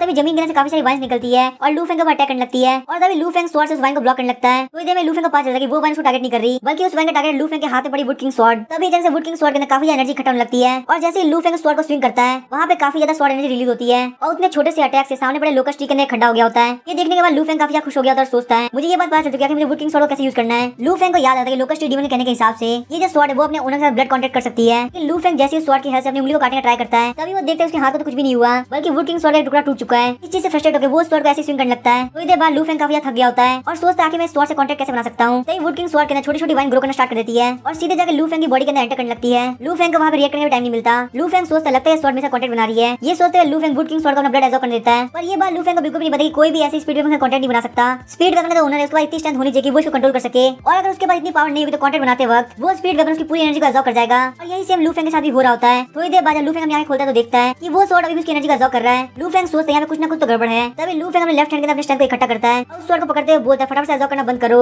नहीं तो मैं तुम्हें पक्का यहीं पे गाड़ दूंगा। और ये बात वुड किंग स्वॉर्ड को समझ में आती है और धीरे धीरे करके वो वापस अपने ओरिजिनल फॉर्म में आने लगती है। लेकिन इस वक्त तक लू फेंग की हालत काफी खराब हो गई होती है। ब्लड की कमी की वजह से उसका फेस पूरी से वाइट हो गया होता है। लू फेंग सोच रहा था आखिर स्पीड वेपन का नेचर कैसा है। मैंने इसको कांटेक्ट बनाने के लिए बोला और ये मुझको एब्सॉर्ब करने लगा, लेकिन ये बात लू फेंग को बिल्कुल भी नहीं पता थी कि एक स्पीड वेपन को कंट्रोल करने के लिए एक मार्शल आर्टिस्ट को कम से कम इनर एनर्जी रियलम पे होना होता है और उनकी स्ट्रेंथ कम से कम इतनी होनी चाहिए कि वो वेपन के एब्जॉर्प्शन को सह सके। अगर आप एनर्जी गैदरिंग रियलम पे हो फिर भी आपको स्पीड वेपन चाहिए तो वो स्पीड वेपन आपका ब्लड एब्सॉर्ब करेगा। और अगर लू फेंग के पास उसकी एक्स्ट्राऑर्डिनरी फिजिक नहीं होती वो अभी तक सूख के डेड बॉडी का चेंज हो गया होता। वुड किंग स्वॉर्ड के साथ सक्सेसफुली कांटेक्ट बनाने के बाद लू फेंग अपनी स्टेटस विंडो को चेक करता है। लू फेंग को बताया था कि वुड किंग स्वॉर्ड एक अपर ग्रेड का 8 लेवल का स्पीड वेपन है, लेकिन क्योंकि इसको बहुत ही बेकार तरीके से रखा गया था और साथ में डीमन इसकी पावर को एब्सॉर्ब कर लिया इसलिए ये एक लोअर ग्रेड का स्पीड वेपन बन चुका है। लेकिन अगर उसको नया ओनर का ध्यान रखेगा तो ये स्वॉर्ड अपने को बहुत जल्दी रिस्टोर करके अपर ग्रेड का स्पीड वेपन बन जाएगा। और इस स्वॉर्ड की स्पेशल एबिलिटी रीजनरेशन, ये स्वॉर्ड टूटने के बाद भी वापस रीजनरेट कर सकती है। और डिस्क्रिप्शन पढ़ने के बाद लू फेंग वुड किंग स्वॉर्ड से काफी सेटिस्फाइड होता है और लू फेंग बोलता है उस लोकस्ट ट्री डीमन ने मुझे धोखा नहीं दिया, उसकी कई हुई सारी बातें बिल्कुल ठीक थी और ये वुड किंग स्वॉर्ड काफी ज्यादा पावरफुल है। लू फेंग बोलता है मैं जाने के बाद रिवॉर्ड के तौर पे लोकस्ट ट्री डीमन को डीमन कैचिंग व्यू से रिलीज कर दूंगा क्योंकि वैसे ही वो प्रिजन के अंदर काफी टाइम से है और प्रिजन के अंदर रहना उसके लिए बिल्कुल भी ठीक नहीं। इसलिए ये बढ़िया रहेगा मैं उसको बाहर निकाल के अपनी वुड किंग स्वॉर्ड को ठीक करने के लिए यूज करूं। तभी हम देखते हैं बाइक चालू आती है। लू फेंग बोलता है मेरी किस्मत काफी खराब है और वो उस टेंपल के अंदर एंटर कर जाता है और जैसे लू फेंग उस टेंपल के अंदर एंटर करता है वो देखता है कि उसके सामने एक माउंटेन गॉड की स्टैचू जिसका कोई सर नहीं है। लू फेंग बोलता है डीमन कैचिंग ब्यूरो के हैंडबुक के रिकॉर्ड लिखे हुए हैं उसके हिसाब से जो माउंटेन गॉड उसको बहुत ज्यादा लोग वर्शिप करते हैं और इतने सारे लिविंग बींग्स के प्रेयर्स को इकट्ठा करने के बाद माउंटेन गॉड के पास ऐसी एबिलिटी होती है कि वो डिजास्टर खत्म कर सकता है। लेकिन यहाँ पे जो माउंटेन गॉड का स्टैचू टूटा हुआ है इसका मतलब जो भी डीमन है प्रेजेंट वो बहुत ज्यादा पावरफुल है। लू फेंग को पता होता है कि वहाँ पे एक पावरफुल डीमन है, यहाँ पे काफी खतरा हो सकता है। लू फेंग बिल्कुल नहीं डरता क्योंकि उसके पास एक ऐसा सिस्टम है जो कि डीमंस के अटैक करने में उसको पावर देगा। लू फेंग यहाँ पे खुद सोचता है यहाँ पे बहुत पावरफुल डीमन प्रेजेंट हो जो कि उसके रास्ते के अंदर आ जाए ताकि लू फेंग मार्शल आर्ट कंपटीशन से पहले अपनी एबिलिटी को और ज्यादा बढ़ा सके। तभी लू फेंग अपने पास में आग जला के आराम से बैठकर ब्रेड खाने लगता है। अचानक से उसे बाहर से किसी के फुटस्टेप की आवाज सुनाई देती है। लू फेंग इस बात से काफी खुश हो गया और सोचता है लगता है कोई डीमन यहाँ पे आ रहा है। लेकिन जब उस टेंपल का डोर खुलता है तो लू फेंग काफी डिसअपॉइंट हो जाता है क्योंकि वहाँ पे कोई डीमन नहीं थी बल्कि एक बहुत सुंदर सी लड़की थी। इसके आसपास में बहुत सारे गार्ड्स थे। उसको देख के ऐसा लग रहा था कि वो कहीं नोबल प्रिंसेस हो। तभी वो नोबल लेडी आके पास बैठती है, लू फेंग को ग्रीट करती है। नोबल लेडी का ऐसा बिहेवियर देख लू फेंग भी काफी खुश हो गया होता है। लेकिन तभी उस नोबल लेडी का बटलर लू फेंग की तरफ 2 सिल्वर टेल को फेंक देता है और बोलता है कि माउंटेन गॉड टेंपल काफी छोटा है, फटाफट से इस पैसे को ले लो और जाके अपने लिए कोई और जगह ढूंढो। बटलर की ऐसी हरकत देख के लू फेंग को काफी गुस्सा आ गया होता है कि वो बटलर को पैसे देके वहां से निकालना चाहता था, जबकि इस जगह को यहाँ पे लू फेंग ने पहले ढूंढा था। तभी लू फेंग बोलता है कि तुम कौन हो, तुम यहाँ से निकालने वाले, और वैसे भी तुम जो मुझे प्राइस दे रहे हो बिल्कुल भी इनफ नहीं है, फटाफट अपने प्राइस को बढ़ाओ, मुझे कम से कम 24 टेल्स चाहिए। ये बात सुनकर बटलर काफी गुस्सा आता है, वो अपनी एनर्जी को रिलीज करने लगता है और हमें पता चलता है कि वो बटलर अपने 2 एनर्जी रियलम में है। बटलर बोलता है बच्चे इतना लालच मत करो, ये तुम्हारे लिए बिल्कुल भी अच्छा नहीं होगा। लेकिन जब लू फेंग देखता है कि वो बंदा अपने 2 एनर्जी रियलम पे है तो काफी शौक होता है। लू फेंग सोच रहा था अगर ये बंदा अपने इनर एनर्जी रियलम पे होता तो फिर भी मैं इसके सामने एक बार चांस ले सकता था, लेकिन एक ऐसा बंदा जो कि अपने 2 एनर्जी रियलम पे है उसको हराना यहाँ पे बिल्कुल इम्पॉसिबल लगता है। मुझे लगता है मुझे बिल्कुल भी घमंड नहीं करना चाहिए। लेकिन तभी हम देखते हो नोबल लेडी आगे आती है और बोलती है कि आखिर हम लोग इस यंग मैन को यहाँ से कैसे निकाल सकते हैं, इसने ये जगह हमसे पहले ढूंढी थी, यहाँ पे ये गलती हमारी फैमिली की है, तो यंग मैन प्लीज बिल्कुल भी गुस्सा मत होइए। अभी लू फेंग बोलता मुझे ये भी चलेगा, लेकिन एक बार वापस सोचो 24 टेल्स बिल्कुल परफेक्ट रहेगा, अगर मैं 24 नहीं देना तो मैं 20 पे भी मान जाऊंगा। अभी नोबल लेडी हंसते हुए बोलती है अब प्लीज मजाक करना बंद करो, वैसे ये भी बहुत ज्यादा रात हो चुकी है, बाहर बहुत जोरों से बारिश हो रही है, ऐसा भी हो सकता है बाहर बहुत सारे डीमन हो, अगर आप यहाँ पे टेंपल के अंदर तो आपके लिए बिल्कुल सही रहेगा। अभी लू फेंग उसको थैंक यू बोलता है, लेकिन अपने मन के अंदर वो सोच रहा होता है कि आखिर से क्या फर्क पड़ता है, आखिर डीमन से यहाँ पे किसको डर लगता है, मुझे पहले से पता होता तो मैं अंदर की तरफ आता ही नहीं, मुझे तो यही लग रहा है कि मुझे 2 टेल लेके निकल जाना चाहिए था। और तभी हम देखते वो नोबल लेडी लू फेंग को अपॉलजी के तौर पे चिकन लेग देती है, लेकिन ऐसा करने की वजह से वो गार्ड्स और बटलर काफी गुस्सा हो जाते हैं। उनके पास जो खाना था वो ऑलरेडी बहुत लिमिटेड था, लेकिन वही उनकी नोबल लेडी वो खाना किसी और अनजान को दे रही है। तो लू फेंग देखते शायद उसको इस तरह से घूर रहे हैं, वो भी काफी ज्यादा परेशान हो जाता है। लू फेंग बोलता है नोबल लेडी आप काफी अच्छी इंसान है, मैं आपके इस फेवर को हमेशा याद रखूंगा, वैसे क्या आप मुझे बता सकते हैं आपका नाम क्या है। तभी नोबल लेडी शर्माते हुए बोलते मेरा नाम है सीवी। ऐसे करते हुए सीवी और लू फेंग की कन्वर्सेशन आगे बढ़ने लगती है, लेकिन अचानक से बाहर से वो काफी जोर से चिल्लाने की आवाज सुनाई देती है। तभी वो जो बटलर होता है वो बोलता है सब लोग प्लीज शांत हो जाओ, अब गार्ड्स को बोलता फटाफट से यंग लेडी के पास जाओ, उनकी प्रोटेक्शन हमारी जिम्मेदारी है। तो स्वॉर्ड लेके बटलर बाहर की तरफ निकलता है तो देखता है कि बाहर जितने भी गार्ड खड़े हैं वो सब मारे जा चुके हैं और उन सारे गार्ड को देख के ऐसा लग रहा है कि वो यहाँ पे बिल्कुल फाइट नहीं कर पाए, क्योंकि यहाँ पे डायरेक्टली बहुत फील्ड से मार मार दिया गया है। उस बटलर को पता चलता है यहाँ पे कोई ना कोई मास्टर है, क्योंकि ये कोई नॉर्मल बंदा नहीं कर सकता। वो बटलर अपने आसपास हर जगह देखने लगता है कि आखिर ये काम किसने किया है। तभी हमें एक लंबे बाल वाले बंदे को दिखाया जाता है जो कि टेंपल के छत पे होता है। वो बंदा ब्लड डीमन सेट का व्हाइट बोन सेज है। उसको यहाँ पे ब्लड डीमन सेट वालों ने सीवी को पकड़ने के लिए भेजा है और अंदर जब सीवी सुनती है कि टारगेट वो है तो काफी घबरा गई होती है, क्योंकि सीवी को बिल्कुल नहीं पता कि ब्लड डीमन सेट कौन है, आखिर ये व्हाइट बोन सेज उसके पीछे क्यों पड़ा है। तभी हम देखते हैं उनमें से एक गार्ड बोलता है, यंग मिस, ये जो ब्लड डीमन सेट है वो मार्शल आर्टिस्ट होते हैं जो कि डीमंस को वर्शिप करते हैं। ये जो लोग होते हैं काफी बेकार इंसान होते हैं। अपनी पावर लाइफ को बढ़ाने के लिए ये लोग ह्यूमन का सैक्रिफाइस करते हैं और खुद को एक डीमन के अंदर चेंज कर लेते हैं। इस सेट के जो मेंबर्स होते हैं वो ना तो ह्यूमंस होते हैं ना ही डीमंस। और व्हाइट बोन सेज उनका एक एक्सपर्ट है जो कि मार्शल आर्ट के फियर्स एनर्जी रिलम पे है और साथ में वो कॉस्ट डिफाइनिंग लीनियज का सक्सेसर भी है। सीवी ये बात में काफी शौक भी होती है कि ये जो लोग हैं वो ह्यूमंस को मार के खा जाते हैं और शौक की वजह से सीवी पीछे की तरफ गिरने लगती है। लेकिन तभी लू फेंग उसको पकड़ के गिरने से बचा लेता है। अपने आप को लू फेंग के हाथों में देख के सीवी काफी शर्मा रही होती है, बोलती है इनके ब्लड डीमन सेट वाले मुझे टारगेट क्यों करेंगे। तभी गार्ड बोलता है, हमारे जो सर सी है वो फिनिक्स ट्री काउंटी के काउंटी प्रोटेक्टर है, उनको ये पोस्ट इसलिए मिली क्योंकि उन्होंने ब्लड डीमन सेट के एक बहुत बड़े केस को सॉल्व किया। और यहाँ पे यंग मिस को कैप्चर करके ब्लड डीमन सेट वाले रिवेंज लेना चाहते हैं। ये बात सुनकर लू फेंग को समझ में आता है कि सीवी फिनिक्स ट्री काउंटी के हेड की बेटी है।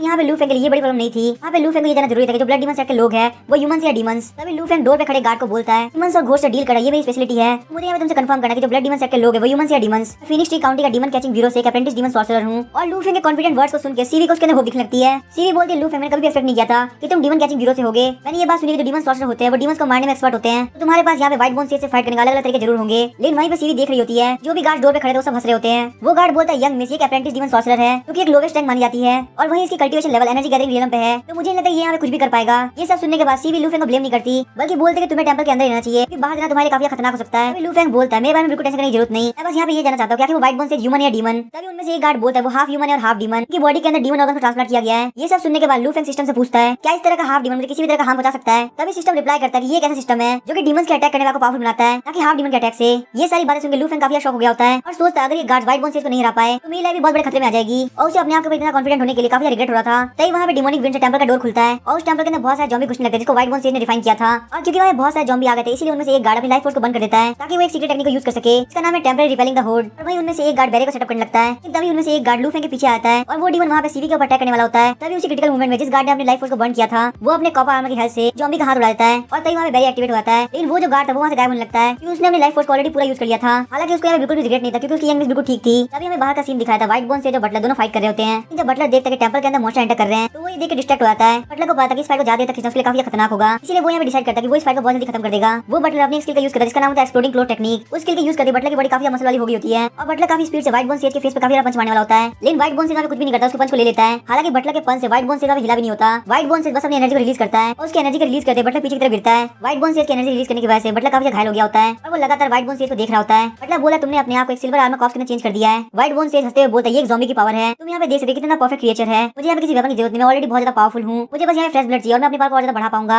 ये बोल के white bone says mountain God temple की तरफ आगे बढ़ने लगता है और तभी हमें टेंपल के अंदर का सीन दिखाया था। लू फेंग और सीवी दोनों एक बैरियर के अंदर होते हैं और ये कन्वर्सेशन सुनने के बाद लू फेंग को पता चलता है कि व्हाइट बोन सेज ने अपने आप को एक सिल्वर आर्मर कॉप्स के अंदर चेंज कर लिया है और अब मुझे लगता है कि शायद ये डीमन के अंदर चेंज हो चुका है तो मैं इसे फाइट कर सकता हूँ। लू फेंग सिस्टम से पूछता है, ज़ॉम्बी तो डीमन और घोस्ट की कैटेगरी में आते हैं ना। सिस्टम की तरफ से अच्छा रिस्पॉन्स मिलने के बाद लू फेंग को काफी अच्छा फील होता है। लू फेंग को पता चलता है कि आज वो दिन आ चुका है कि वो यहाँ अपनी ट्रू कैपेबिलिटी दिखाए। लू फेंग तभी उस प्रोटेक्टिव बैरियर से बाहर निकल जाता है और सीधे जाकर जितने भी ज़ॉम्बीज होते हैं उनसे फाइट करने लगता है। वहाँ पे जितने भी ज़ॉम्बीज होते हैं सब लू फेंग को अटैक करने के लिए आगे बढ़ते हैं और एकदम अटैक करने की वजह से लू फेंग के हाथों से उसकी स्वॉर्ड भी छूट जाती है। देखिए सीवी काफी घबरा गई होती है, रोने लगती है। उसे ये लग रहा था कि लू फेंग वहाँ पे ज़ॉम्बी को अटैक कर रहा था कि वो यहाँ से भाग सके। यहाँ तक कि वहाँ पे जो गार्ड होता है उसे काफी बुरा लग रहा होता है। वो बोलता है, यंग मैन लू, मैंने वो काफी गलत समझ लिया, आपने आज यहाँ पे काम किया उसको हम कभी भी नहीं भूल पाएंगे। रियलिटी के अंदर लू फेंग तो अपना काम कर रहा था और बिल्कुल ठीक होता है और यहाँ तक कि ज़ॉम्बीज के अटैक की वजह से लू फेंग के डिफेंस पॉइंट लगातार बढ़ रहे होते हैं। यहाँ तक कि लू फेंग सारे ज़ॉम्बीज के घिरे हुए टेंपल से बाहर चला जाता है और तभी लू फेंग के पास एक नोटिफिकेशन आती है। इसमें उसे बताया था कि आपका डिफेंस अपनी अपर लिमिट को पार कर चुका है, इसीलिए आपकी जो कॉपर स्किन आयरन बोन है वही वॉल के वज्र बॉडी के अंदर चेंज हो चुकी है। सिस्टम में नोटिफिकेशन के साथ लू फेंग अपना हाथ खोलता है जिससे सारे ज़ॉम्बीज पीछे की तरफ गिर जाते हैं और वो व्हाइट बोन से सामने ऐसे आता है जैसे कि वो किसी हेवन का गॉड हो। लू फेंग को देख के वो बटलर भी काफी शॉक हो गया होता है। उसे ये बात अच्छी तरह से पता है कि एनर्जी गैदरिंग रियल के थर्ड लेवल पे होके कोई भी चीज अचीव नहीं कर सकता। इस चीज को यहाँ पे यूज करने के लू फेंग के पास पक्का कोई सीक्रेट टेक्निक होगी और या फिर लू फेंग हमसे झूठ बोला था। अपनी पावर के साथ कम से कम फियर्स एनर्जी रिलम पे होगा। जैसे यहाँ पे रेंज स्टॉप होती है लू फेंग बोलता है, मैं एक ऑर्डिनरी ट्रैवलर हूँ और जब मैं अपनी जर्नी बताता हूँ मुझे मिस सीवी ने काफी अच्छी तरह ट्रीट किया और मुझे रोस्टेड मीट भी दिया, तो मैं उनको रिटर्न गिफ्ट के तौर पर तुम्हें डेथ के लिए इनवाइट करता हूँ। क्या तुम यहाँ पे अपनी लाइफ को खत्म करना चाहोगे? इससे मेरी दिक्कत काफी कम हो जाएगी। लू फेंग ये बोलते वहाँ पे सब लोग बिल्कुल चुप हो जाते हैं। व्हाइट बोन सेज काफी गुस्सा हो गया होता है और बोलता है, आखिर तुम किस बात का शोफ कर रहे हो? तुम्हें क्या लगा कि तुमसे फाइट करके मैं बहुत जल्दी मर जाऊंगा? मैं यहाँ पे कोई नॉर्मल बंदा नहीं हूँ, मैं ब्लड डीमन सेट का चीफ प्रोटेक्टर हूँ। मुझे लगता है कि तुमने यहाँ पे इस बटलर की हालत नहीं देखी ना, तुम ये सब बोलने की हिम्मत कभी नहीं करते। और ये बोलते हुए व्हाइट बोन सेज लू फेंग के सर के ऊपर काफी पंच मारता है। पंच मारने के बाद व्हाइट बोन सेज हंसते हुए बोलता है, मेरे पूरे करियर के अंदर जब भी मैंने फुल पावर यूज किया है तो कोई मेरे पंच से खुद को डिफेंस नहीं कर पाया। लेकिन तभी हम देखते हैं लू फेंग से पीछे से बोलता है, क्या तुम्हारा पंच यही था? और जब व्हाइट बोन सेज देखता है कि लू फेंग में कुछ भी नहीं हुआ तो वो काफी शॉक हो जाता है। उसने जो यहाँ पे सालों से हार्ड ट्रेनिंग करी थी यहाँ तक कि पावर के लिए वो डीमन के अंदर कन्वर्ट हो गया, फिर भी उसके पंच ने लू फेंग को स्क्रैच भी नहीं दे पाया। व्हाइट बोन सेज लू फेंग से पूछता है कि तुम हो कौन? लू फेंग सिंपली बोलता है, मेरा नाम है लू फेंग, मैं फिनिक्स ट्री काउंटी से डीमन कैचिंग ब्यूरो का अप्रेंटिस डीमन सॉर्सरर हूँ। तभी सीवी उस पहले वाले गार्ड से पूछती है, तुमने तो कहा था कि अप्रेंटिस डीमन सॉर्सरर काफी कमजोर होते हैं। और वो गार्ड बोलता बोलते मुझे भी यहाँ पे कुछ भी समझ में नहीं आ रहा, आखिर एक अप्रेंटिस डीमन सॉर्सर इतना पावरफुल कैसे हो सकता है। तो देख के लग रहा है कम से कम हेवन रैंक का डीमन सॉर्सर है। और ये सब सुनने के बाद व्हाइट बोन सेज को लगता है कि लू फेंग उससे मजाक कर रहा है, शायद से वो कोई ओल्ड मॉन्स्टर जिसने यंग मैन का अपीयरेंस ले रखा है, जिस हिसाब से उसने अपने लुक को मेंटेन कर रखा है वो कम से कम ग्रैंड मास्टर लेवल पे होगा। नहीं शायद से ग्रैंड मास्टर के भी टॉप लेवल में से एक होगा। लेकिन मुझे यहाँ पे इस चीज से कुछ फर्क नहीं पड़ता, भले ही कितना पावरफुल ग्रैंड मास्टर क्यों ना हो, मैं यहाँ पे आज इसको डिस्ट्रॉय करके रहूंगा। एक व्हाइट बोन से लू फेंग के ऊपर एक और तगड़ा अटैक करता है, जो कि पहले वाले अटैक से काफी पावरफुल होता है। और वही लू फेंग उस जगह से हिलता भी नहीं है, व्हाइट बोन सेज के अटैक को सीधे सीधे अपने पर ले लेता है। सिस्टम उसको नोटिफिकेशन देता है कि आपके ऊपर व्हाइट बोन सेज ने अटैक किया है, इसीलिए आपका डिफेंस 100 से इंक्रीज हो रहा है। ये इंक्रीजमेंट बार बार हो रही होती है। और जैसे वहां से धुआं हटता है व्हाइट बोन सेज कॉन्फिडेंटली बोलता है वो पक्का है मर गया होगा, क्योंकि मेरे इतने पावरफुल अटैक से कोई भी नहीं बच सकता। लेकिन तभी व्हाइट बोन सेज को अपने पीछे से लू फेंग की आवाज सुनाई देती है। लू फेंग बोला तुम्हारे पास जितनी पावर है सबका यूज कर लो, मैं भी यहाँ पे देखना चाहता हूँ तुम मेरे पास कैच डाल पाते हो नहीं। ये सब सुन के व्हाइट बोन सेज बहुत ज्यादा गुस्से में हो गया होता है, वो वहाँ पे अपनी एनर्जी को गैदर करने लगता है और बोलता है इस अटैक को यूज करने के लिए तुमने मुझे मजबूर किया है, चलो देखते हैं कि तुम इस बार क्या कर पाते हो। थोड़ी देर बाद हम देखते हैं कि व्हाइट बोन सेज ने अपनी एनर्जी की हेल्प से एक व्हाइट बोन रेड फायर को समन किया होता है और वो उस अटैक को सीधे लू फेंग की तरफ भेज देता है। और जब व्हाइट बोन सेज देखता है कि लू फेंग को रेड फायर लगने वाली है तो वो बोलता है कि मैंने दुनिया में इससे बेवकूफ इंसान नहीं देखा। आखिर व्हाइट बोन रेड फायर को डायरेक्टली अपनी बॉडी को कैसे ले सकता है, भले तुम्हारी बॉडी कितनी ज्यादा पावरफुल क्यों ना हो, तुमने कितनी हाई कंडीशन अचीव क्यों ना कर लिया हो। ये जो व्हाइट बोन रेड फायर है उसको 10,000 से ज्यादा लोगों की बोन से और 100 से ज्यादा फियर्स एनर्जी लेवल के डीमन के सोल से इकट्ठा करते हुए कल्टीवेट किया गया है। तुम भले ग्रैंड मास्टर क्यों ना हो, तुम यहाँ जिंदा नहीं बचने वाले। लेकिन तभी व्हाइट बोन रेड फायर के बीच में से व्हाइट बोन सेज की आवाज सुनाई देती है। लू फेंग बोले तुम्हारी व्हाइट बोन रेड फायर काफी ज्यादा गर्म है। लू फेंग की आवाज सुनकर व्हाइट बोन सेज काफी शॉक हो गया होता है, अपने आप को लू फेंग से काफी ज्यादा दूर कर देता है। और हम देखते हैं लू फेंग के आसपास फ्लेम्स होती है,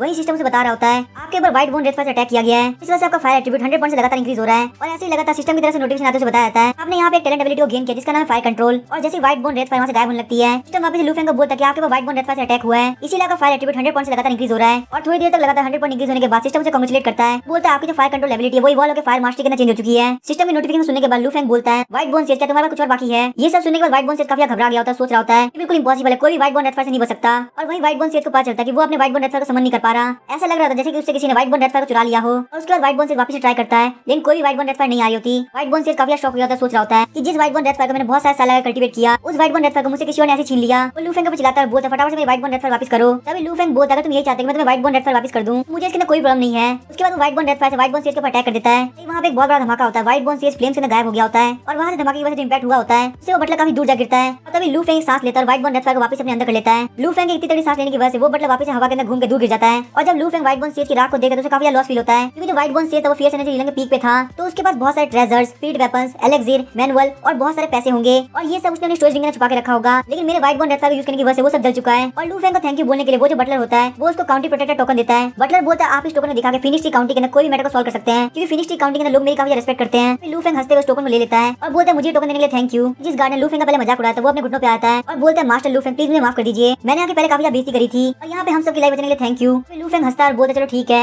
लेकिन तुम्हें हमें पनिशमेंट मिलना काफी जरूरी है। ये देखने के बाद सी भी हमारे बीच में जाना चाहती थी लेकिन वही जो बटलर होता है वो उसको मना कर देता है और बोलता है गार्ड के लिए हम लोग ग्रैंड मास्टर को ऑफेंड नहीं कर सकते। तभी लू फेंग हंसते हुए बोलता है तुम लोग को पनिशमेंट के तौर पे मुझे 24 सिल्वर टेल्स देनी होगी। ये बात सुनकर सी भी वहाँ पे काफी खुश हो आती है। तभी वो जो गार्ड है वो खुशी के मारे रोने लगता है और बोलता है मुझे यहाँ पे लाइफ देने के लिए थैंक यू, आपको 24 सिल्वर टेल किया 240 सिल्वर टेल देने के लिए तैयार हूँ। और ये ऑफर सुनने के बाद लू फेंग काफी खुश हो गया और बोलता है मुझे लगता है कि मेरा बैंक अकाउंट भरने वाला है। लेकिन इससे पहले वो गार्ड कुछ बोल पाता वो बटलर को बीच में रोक देता है। वो उस गार्ड को बोलता है तुम्हें क्या बोल रहे हो, तुम्हें ये बात पता होनी चाहिए कि लू फेंग का स्टेटस क्या है, तुम्हें यहाँ पे ग्रैंड मास्टर की बिल्कुल बेइज्जती नहीं करनी चाहिए। तुम्हें क्या लगता है कि उनके पास पैसे की काफी कमी है। तभी उस गार्ड को अपनी गलती समझ में आती है, वो सोचता है कि लू फेंग ग्रैंड मास्टर है, उनको यहाँ पे सिल्वर टेल्स के अंदर बिल्कुल भी इंटरेस्ट नहीं होगा। वो वहाँ पे लू फेंग को थैंक यू बोलते हुए उसे 24 सिल्वर टेल देता है और बेचारा लू फेंग कुछ भी नहीं कर पाता। उसे काफी बुरा फील हो रहा होता है कि उसके हाथ से 240 सिल्वर टेल की डील चली गई और अगर उसे 240 सिल्वर टेल मिल जाती तो वो उसके 10 साल की सैलरी के बराबर होती। तभी लू फेंग 24 सिल्वर टेल को ले लेता है और बोलते चलो ठीक है इस मैटर को यहीं पे खत्म करते हैं, तुम यहाँ से उठ सकते, तुम्हें घुटने पर रहने की जरूरत नहीं। ये देख के वो बटलर लू फेंग को काफी एडमायर कर रहा होता है, क्योंकि ग्रैंड मास्टर लेवल पे होने के बाद वो बिल्कुल भी एरोगेंट नहीं है और हमें ये बात मास्टर लू से सीखनी चाहिए कि जब हमारे पास पावर तो हमें कैसे बिहेव करना चाहिए। उसके बाद वहाँ पे खाना पकाया जाता है। टीवी और लू फेंग खाना खाते हुए काफी देर तक बातें करते हैं और लू फेंग वहाँ पे लेटे हुए सोच रहा होता है ये वर्ल्ड पावर को देख के काफी जल्दी चेंज होता है। व्हाइट बोन सेज के आने से पहले ये लोग मुझसे अलग तरह से बिहेव करे थे, वहीं व्हाइट बोन सेज के आने के बाद ये लोग अपने कैरेक्टर से बिल्कुल अपोजिट हो गए और अगर मैं यहाँ पे कोई पावरफुल इंसान नहीं होता तो मैं पक्का मारा जाता। उसके बाद लू फेंग अपने एट्रीब्यूट पैनल को ओपन करता है। उसने जो वहाँ पे 2 टैलेंट एक्वायर किए थे वज्र बॉडी और फायर मास्टरी, उन दोनों को चेक करने लगता है। वज्र बॉडी बिल्कुल अपने नाम की तरह स्ट्रॉन्ग डिफेंस को शो करता है और वज्र बॉडी का डिफेंस होता है वो कॉपर स्किन आयरन बॉडी से काफी ज्यादा होता है। यहाँ तक ये बहुत इजीली फेस एनर्जी रीलन के अटैक को डिफेंड कर सकता है। लू फेंग सोच रहा था वज्र बॉडी तो काफी ज्यादा पावरफुल है लेकिन वही फायर मास्टरी बिल्कुल भी उससे कम नहीं है, ये मुझे अनलिमिटेड फायर को कंट्रोल करने की एबिलिटी देता है, बिल्कुल जैसे कि मैं कोई फ्लेम मेंबर बन गया हूँ। यहाँ पे किसी फ्लेम को कंट्रोल कर सकता हूँ, यहाँ तक एनिमी के फ्लेम को सीज भी कर सकता हूँ। ये जो पावर होती है ये उन मार्शल आर्ट के डीमन के पास होती है जो कि फायर एट्रीब्यूट को कल्टीवेट करते हैं। लू फेंग इन दोनों टैलेंट के स्ट्रेंथ को देख के काफी शौक होता है। लू फेंग बोलते आज मैंने यहाँ पे बहुत कुछ अचीव किया है। इन दोनों टैलेंट को छोड़ के व्हाइट बोन रेड फायर जो कि मुझे व्हाइट बोन सेज से मिली वो भी काफी पावरफुल है। फिर हमें 2 दिन बाद का सीन दिखाता है। लू फेंग और सीवी दोनों ही फिनिश काउंटी के अंदर आगे होते हैं। लू फेंग उन लोगों को बाय करते हुए डीमन कैचिंग ब्यूरो की तरफ जाने लगता है ताकि वो सीधे जाकर मार्शल आर्ट कॉम्पिटिशन में पार्टिसिपेट कर सके। जो डीमन कैचिंग ब्यूरो का एरिना होता है वहाँ पे ऑलरेडी बहुत ज्यादा भीड़ लग चुकी होती है। वही स्टेज के सामने 5 मार्शल आर्टिस्ट बैठे होते हैं जो कि इस कॉम्पिटिशन में जज करेंगे। और वहाँ पे जैसे वो लोग ड्रम को बजाते हैं फर्स्ट मैच स्टार्ट होता है। वहाँ पे जो फर्स्ट मैच होता है वो होता है यी जुआन जो कि 7th लेवल पे है और हे जो कि 9th लेवल पे उनके बीच में। हालांकि यी जुआन अपने लेवल से हाई लोगों को चैलेंज करना चाहता था लेकिन क्योंकि वो यहाँ पे मेन कैरेक्टर नहीं है इसलिए वो सिर्फ 3 मूव के अंदर हार जाता है। ये सब देखने के बाद लू फेंग फटाफट यी जुआन के पास आता है और उसकी हेल्प करता है। यी जुआन लू फेंग को बोलता है कि तुम्हें यहाँ पे गिव कर देना चाहिए क्योंकि यहाँ पे एक लेवल को भी सरपास करना काफी डिफिकल्ट है। इस 9th लेवल के बंदे ने मुझे यहाँ पे 3 मुंह के अंदर हरा दिया, जबकि मैं तो 7th लेवल पे हूँ। तो वही तुम जो कि 3rd लेवल पे, तुम्हारे लिए सरपास करना काफी मुश्किल होगा, भले तुम्हारी स्किल्स कितनी ज्यादा अच्छी क्यों ना हो। और क्योंकि मैंने यहाँ फाइट करके रियलाइज किया है, इसलिए मैंने चाहता तुम हाई लेवल से फाइट करके अपनी बॉडी को किसी भी तरह हम बचाओ। तभी लू फेंग बोलता है मैंने कोई बात बोल दी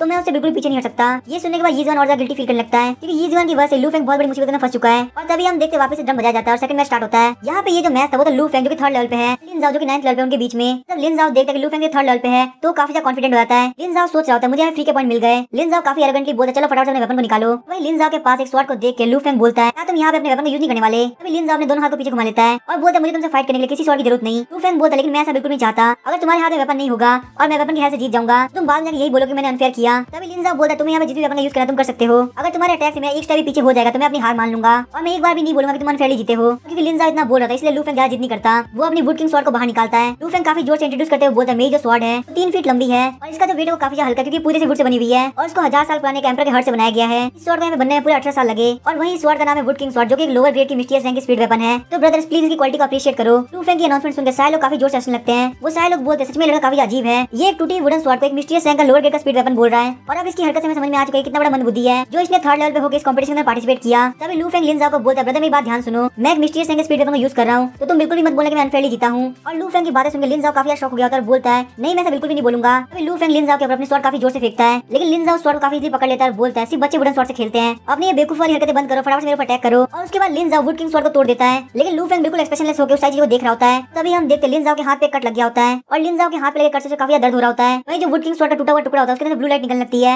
लिन जाओ के पैरों के पास से बहुत सारी वाइन्स निकलती है जो कि उसको पूरी तरह से घेरने लगती है। तभी लिन जाओ को रियलाइज होता है कि जो भी लू फेंग बोल रहा था वो बिल्कुल सच था, ये जो स्वॉर्ड है वो सच में एक मिस्टीरियस रैंक का स्पीड वेपन है। लिन जाओ को समझ में आ गया होता है कि उसने एक बहुत बड़ी बेवकूफी की हरकत करी, लेकिन ये सब समझने में से काफी लेट हो गया होता है। एक मिस्टीरियस रैंक के स्पीड वेपन को फेस करने के बाद एक 9th लेवल का एनर्जी गैदरिंग रियलम का मार्शल आर्टिस्ट कभी नहीं बच सकता, तो इसीलिए वो जितना ज्यादा वाइन से बचने का ट्राई कर रहा होता है वो वाइन उतनी टाइट होती जाती है। वो सारी वाइन तब तक टाइट होती रहती है तो लिन जाओ के मुंह से खून नहीं निकलने लगता। और तभी हम देखते लू फेंग वाइन्स को बोलता है तुम्हारी हेल्प के लिए थैंक यू, अब तुम यहाँ पे रुक सकते हो। वही लिन जाओ काफी गुस्से में बोल रहा होता है लू फेंग तुम यहाँ पे अनफेयरली जीते हो। तभी लू फेंग हंसते हुए बोलता है ब्रदर आपने मुझे अलाउ किया था कि मैं यहाँ मिस्टीरियस रैंक के स्पीड वेपन को यूज कर सकता हूँ, तो आखिर आप यहाँ पे कैसे बोल सकते कि मैं अनफेयरली जीता हूँ। लिन जाओ बोलता है तुम यहाँ पे नॉनसेंस बातें कर रहे हो, आखिर कौन है भरोसा करेगा कि वुडन स्वॉर्ड मिस्टीरियस रैंक की स्पीड वेपन हो सकती है। लू फेंग बोलते हैं मेरी कोई गलती नहीं है, मैंने इस मैच के स्टार्ट होने से पहले वुड किंग स्वॉर्ड को इंट्रोड्यूस करा दिया था और मैंने आपको खास कर ये बोला था कि ये एक मिस्टीरियस रैंक का स्पीड वेपन है। यहाँ पे जितने भी लोग थे उन सारे लोगों ने मेरी बात सुनी है और अपनी बात से पीछे नहीं हट सकते। तभी जो लिन जाओ होता है वो हार मानने से मना कर देता है। लू फेंग को वापस एक और मैच के लिए चैलेंज करता है, लेकिन इस मैच के अंदर वो मिस्टीरियस रैंक के स्पीड वेपन को यूज नहीं करेगा। लेकिन लू फेंग यहाँ पे बिल्कुल बेवकूफ नहीं होता, वो वुड किंग स्वॉर्ड को जजेस को दिखाता है और बोलता है क्या यहाँ पे कोई रूल है कि हम लोग स्पीड वेपन यूज नहीं कर सकते। लू फेंग की ये बात सुन के वहाँ बैठी जजेस में से एक लड़की बोलती है ये लड़का काफी पसंद है, ही फिंगुआ,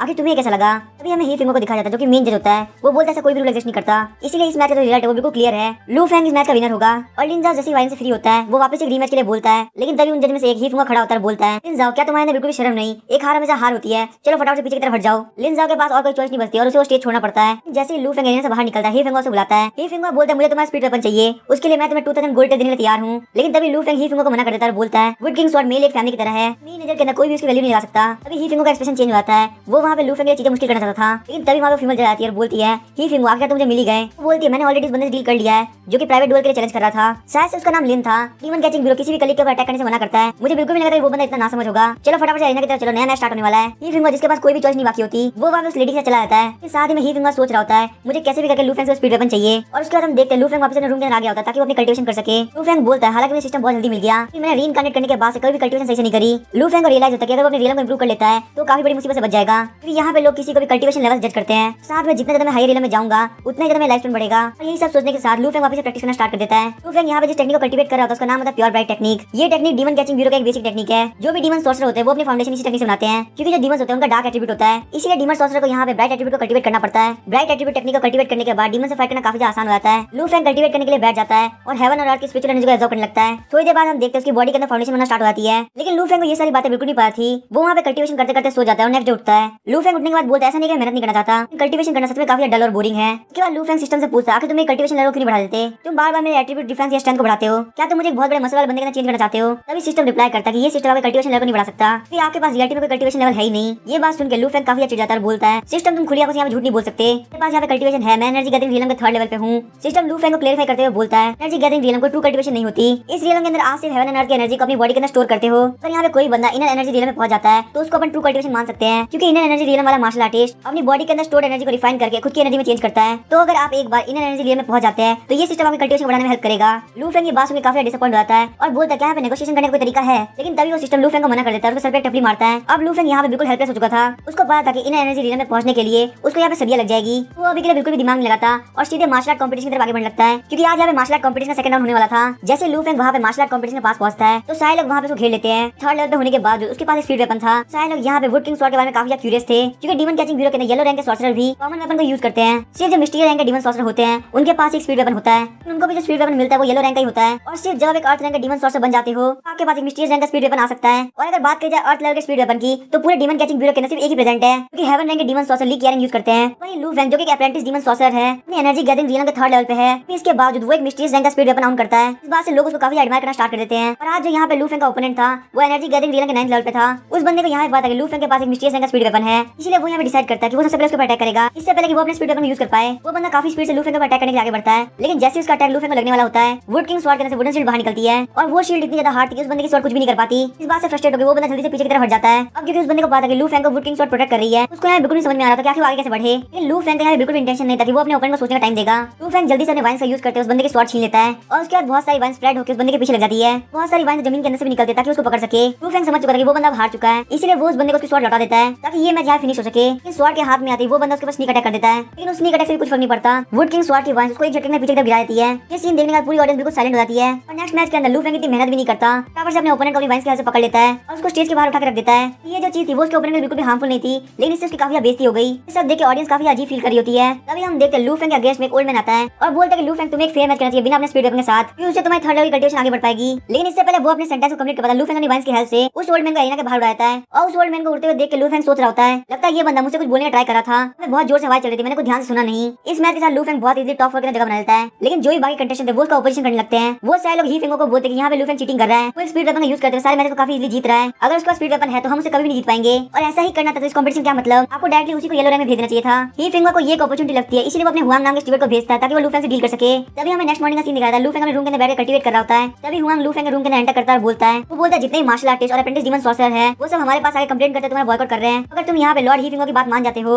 वुड किंग स्वॉर्ड को उनको दे देते हो, तो वो इस मैटर में तुम्हारी काफी हेल्प कर सकते हैं। यहाँ तक कि जब तक तुम येलो रैंक के डीमन सॉर्सरर बन नहीं जाते तक वो तुम्हें अलाउ करेंगे कि तुम इस स्वॉर्ड को यूज कर सको। जब तुम येलो रैंक के डीमन सॉर्सरर बन जाओगे तो तुम्हें वो स्वॉर्ड उनको देनी होगी। उसके बदले में लू फेंग को काफी अच्छे खासे पैसे मिलेंगे, वो येलो रैंक का डीमन सॉर्सरर बन जाएगा और साथ में उसको लॉर्ड ही फेंगो का फेवर मिलेगा। तभी लू फेंग हुआंग की धमकी को सुनते हुए बोलता है, अगर मैं अपने स्वॉर्ड को बेचने से मना करूं तो मेरे साथ क्या होगा। हुआंग बोलता है ज्यादा कुछ खास नहीं होगा, बस तुम वुड किंग स्वॉर्ड को इस कंपटीशन में यूज नहीं कर पाओगे, उस तरीके से तुम टॉप 4 से बाहर निकल जाओगे, येलो रैंक के डीमन सॉर्सरर भी नहीं बन पाओगे और साथ में तुम यहाँ पे लॉर्ड ही फेंगो को भी डिसअपॉइंट करोगे। उसके बाद लॉर्ड ही फेंगो तुम्हारे साथ क्या करेंगे मुझे भी नहीं पता। तभी लू फेंग बोलता है, हुआंग जाके अपने लॉर्ड से बोल दो ये जो वुड किंग स्वॉर्ड है ये मेरी फैमिली की तरह है और मैं इसको बिल्कुल भी नहीं बेचने वाला, तो यहाँ पे कोई भी डील नहीं होने वाली, तुम यहाँ जा सकते हो। हुआंग वहाँ जाते हुए बोलता है ये कितना बड़ा बेवकूफ इंसान है और मुझे भी नहीं पता कि लॉर्ड ही इसके साथ क्या करेंगे। तभी सीन चेंज होता है, मार्शल आर्ट फील्ड का सीन दिखाया जाता है। सारे लोग वहाँ पे लू फेंग के नेक्स्ट ओपोनेंट के लिए काफी बुरा फील कर रहे होते हैं। तभी हमें हु बांगिंग को दिखाया जाता है, जिसके कंपटीशन जीतने चांसेस काफी ज्यादा है। वो यहाँ पे एनर्जी गैदरिंग रीलम के 9th लेवल पे है। हु बांगिंग अपने इसी लेवल पे रह के एक आयरन क्लेड कॉर्प्स को मार चुका है और एक आयरन क्लेड कॉर्प्स का लेवल इनर एनर्जी रीलम पे होता है, लेकिन उसकी किस्मत काफी खराब थी कि वो इस बार लू फेंग के अगेंस्ट में है। लेकिन तभी इससे पहले कि मैच स्टार्ट होता है हु बांगिंग जजेस को बोलता है, मैं यहाँ पे कुछ कहना चाहता हूँ। लू फेंग यहाँ पे रूल्स के अंदर का लूप होल का यूज करते हुए स्पीड वेपन का यूज करते हुए चीटिंग कर रहा है। इस तरह ये जो कंपटीशन ये बिल्कुल एक मजाक बन चुका है। यहाँ पे ये कंपटीशन इसलिए रखा गया था कि जो कैंडिडेट सबसे डिजर्विंग हो उसी को येलो रैंक डीमन सॉर्सरर बनाया जाए, लेकिन ये जो बंदा ये स्पीड वेपन का यूज करके सबको हरा रहा है। यहाँ पे इस बंदे का बिल्कुल भी स्ट्रेंथ नहीं है। अगर ये यहाँ पे येलो रैंक का डीमन सॉर्सरर बनता है तो उस पोस्ट की काफी बेइज्जती हो जाएगी। इसलिए मैं जजेस को रिक्वेस्ट करना चाहूंगा कि आप लू फेंग का स्पीड वेपन यूज करने से मना कर दे ताकि हम लोग इस कंपटीशन के अंदर फेयरनेस डिजर्व करें। और इस अपॉर्चुनिटी का फायदा उठाते ही फेंग बोलता है क्या लू फेंग यहाँ पे कुछ भी बोलना है। तभी लू फेंग यहाँ पे बोलता है कि मैंने स्पीड वेपन का यूज इसलिए किया ताकि मैं तुम सभी लोगों का कॉन्फिडेंस तोड़ सकूं। तो तुम लोग को यहाँ पे क्या लगा कि मैं सिर्फ स्पीड वेपन की हेल्प से जीत रहा हूँ। मेरे पास स्पीड वेपन है जरूर, लेकिन मैं इसको रिलाई नहीं करता। लू फेंग की बात सुनकर सारी ऑडियंस हंसने लगती है। बोलती क्या हमने कुछ गलत सुन लिया। उसके कहने के हिसाब से वो बिना स्पीड वेपन के भी जीत सकता है, लेकिन यहाँ पे बिल्कुल नहीं लगता है स्पीड वेपन के बिना कुछ भी है। और लू फेंग ऑडियंस के हंसने को नजरअंदाज कर देता है। लू फेंग वुड किंग स्वॉर्ड को साइड में रख देता है और बोलता है कि मैं तुम्हें यहाँ पे अपनी रियल स्ट्रेंथ दिखाऊंगा। मैं ऑलरेडी अपनी एनर्जी गैदरिंग रियल पे इनविंसिबल बन चुका हूँ, तो इसीलिए मुझे यहाँ पे जीतने के लिए स्पीड वेपन की बिल्कुल जरूरत नहीं। ये सुनने के बाद ही फेंग बोलता है कि यहाँ पे कोई भी स्पीड वेपन यूज नहीं कर पाएगा। अगर आपको यहाँ पे यूज ही करना तो नॉर्मल वेपन यूज करो और इस कंपटीशन को फेयरली जीतो। ये सुनकर सारी ऑडियंस काफी एक्साइटेड हो जाती है। हु बांगिंग काफी खुश होता है और बोलता है कि अब मैं बहुत इजीली फाइनल्स में पहुंच जाऊंगा। मेरे सामने यहाँ पे जो ओपोनेंट है वो सिर्फ 3rd लेवल के एनर्जी गैदरिंग रिलम पे है और यहाँ तक कि वो अपने स्वॉर्ड भी साइड में उठाया और बोलता है लू फेंग मैं तुम्हारे ऊपर अपनी फिस्ट अटैक करूंगा। हम देखते हैं उसकी जो फिस्ट होती है वो सीधे लू फेंग के सर से टकराती है, लेकिन वही नेक्स्ट सेकंड हु बांगिंग हाथ की सारी हड्डियां टूट जाती है। उसके वहाँ पे हाथ टूटने की वजह से वो वहाँ पे बहुत जोर से चिल्लाता है। ये सीन देख के ही फेंग भी काफी शॉक हो गया होता है। वो अपनी सीट से उठता है और सोचता है मुझे यह भरोसा नहीं हो कि लू फेंग ने आयरन क्लॉथ रॉक को मास्टर कर लिया है। तभी वो जो लेडी जज होती है वो बोलते हैं सच में तुम एक एडमायर करने लायक इंसान हो। मुझे यह बिल्कुल नहीं लगता इस वर्ल्ड के एक्सटर्नल कल्टीवेशन में एक जीनियस बैठा है। वही जो ऑडियंस होती है वो काफी एक्साइटेड हो गई होती है, क्योंकि लू फेंग जो कि एनर्जी गैदरिंग रिलम के 3rd लेवल पे होता है वो एक 9th लेवल के बंदे के पंच को काफी इजीली झेल पाता है। यहाँ तक कि उसके फेस के ऊपर स्क्रैच भी नहीं आता। वहीं जो हु बांगिंग होता है वो अपने पेन को कंट्रोल करते हुए वापस से खड़ा होता है और जिस स्वॉर्ड को उसने जमीन के ऊपर रख दिया था वो उसको वापस से उठा लेता है। वो तभी लू फेंग के ऊपर काफी जोर से अटैक करता है, लेकिन वही काफी शॉक की बात होती है कि लू फेंग उसके अटैक को अपने हाथ से रोक लेता है और सिर्फ थोड़ा सा जोर लगाते लू फेंग के हाथ से स्वॉर्ड टूट जाती है। तभी लू फेंग हु बांगिंग को बोलता है क्या तुम्हें अभी रियलाइज नहीं हुआ कि हमारे बीच में स्ट्रेंथ का गैप कितना ज्यादा है। मैं यहाँ बिल्कुल नहीं चाहता कि मैं अपनी रियल पावर का यूज करूँ, क्योंकि अगर मैं मैंने ऐसा किया तो तुम्हारा कॉन्फिडेंस पूरी तरह से खत्म हो जाएगा। अब मुझे एक बात था, तुम मेरे जैसे थर्ड लेवल वाले से हार गए तो आखिर तुम खुद को कैसे समझोगे कि तुम पावरफुल हो? अगर मैं यहाँ पे स्पीड वेपन से जीता होता तो तुम्हें यही लगता कि मेरी रियल पावर स्पीड वेपन है, कम से कम तुम्हारा कॉन्फिडेंस खत्म तो नहीं हुआ होता। और लू फेंग से डीमन से फाइट करने के बाद हु बांकिंग बोलता है मैं यार बिल्कुल भी हारा नहीं हो, तुम बस फिजिकली टफ हो, लेकिन इसका मतलब ये नहीं कि तुम मुझसे जीत गए। अब लू फेंग इन सारी बातों से काफी परेशान हो गया होता है, इसलिए वो हु बांकिंग का सर पकड़ता जमीन के अंदर मार देता है, यहाँ तक कि इस फोर्स की वजह से जमीन भी टूट जाती है। इसी के साथ ही हु बांकिंग वहां बेहोश हो जाता है। लू फेंग अपने कपड़े के ऊपर से डस्ट को हटाते हुए बोलता है फटाफट से यहाँ पे स्टीवर्ट को बोला कि वो रिजल्ट को अनाउंस करे, और इसी के साथ ही लू फेंग बहुत इजीली ये मैच को भी जीत जाता है। और वहीं जब लू फेंग जा रहा होता है तो उसका नेक्स्ट ओपोनेंट बाय मांग उसको देख रहा होता है और सोच रहा होता है क्या मेरा स्पेयर उसकी बॉडी के ऊपर स्क्रैच भी डाल पाएगा। और ये सीन देखने के बाद ही फेंग उसको बिल्कुल भी नहीं भूल पा रहा होता। उसके बाद वो बाय मामिंग के पास जाता है और बोलता है क्या तुम यहाँ पे कॉन्फिडेंट हो कि तुम नेक्स्ट मैच के अंदर लू फेंग को हरा पाओगे?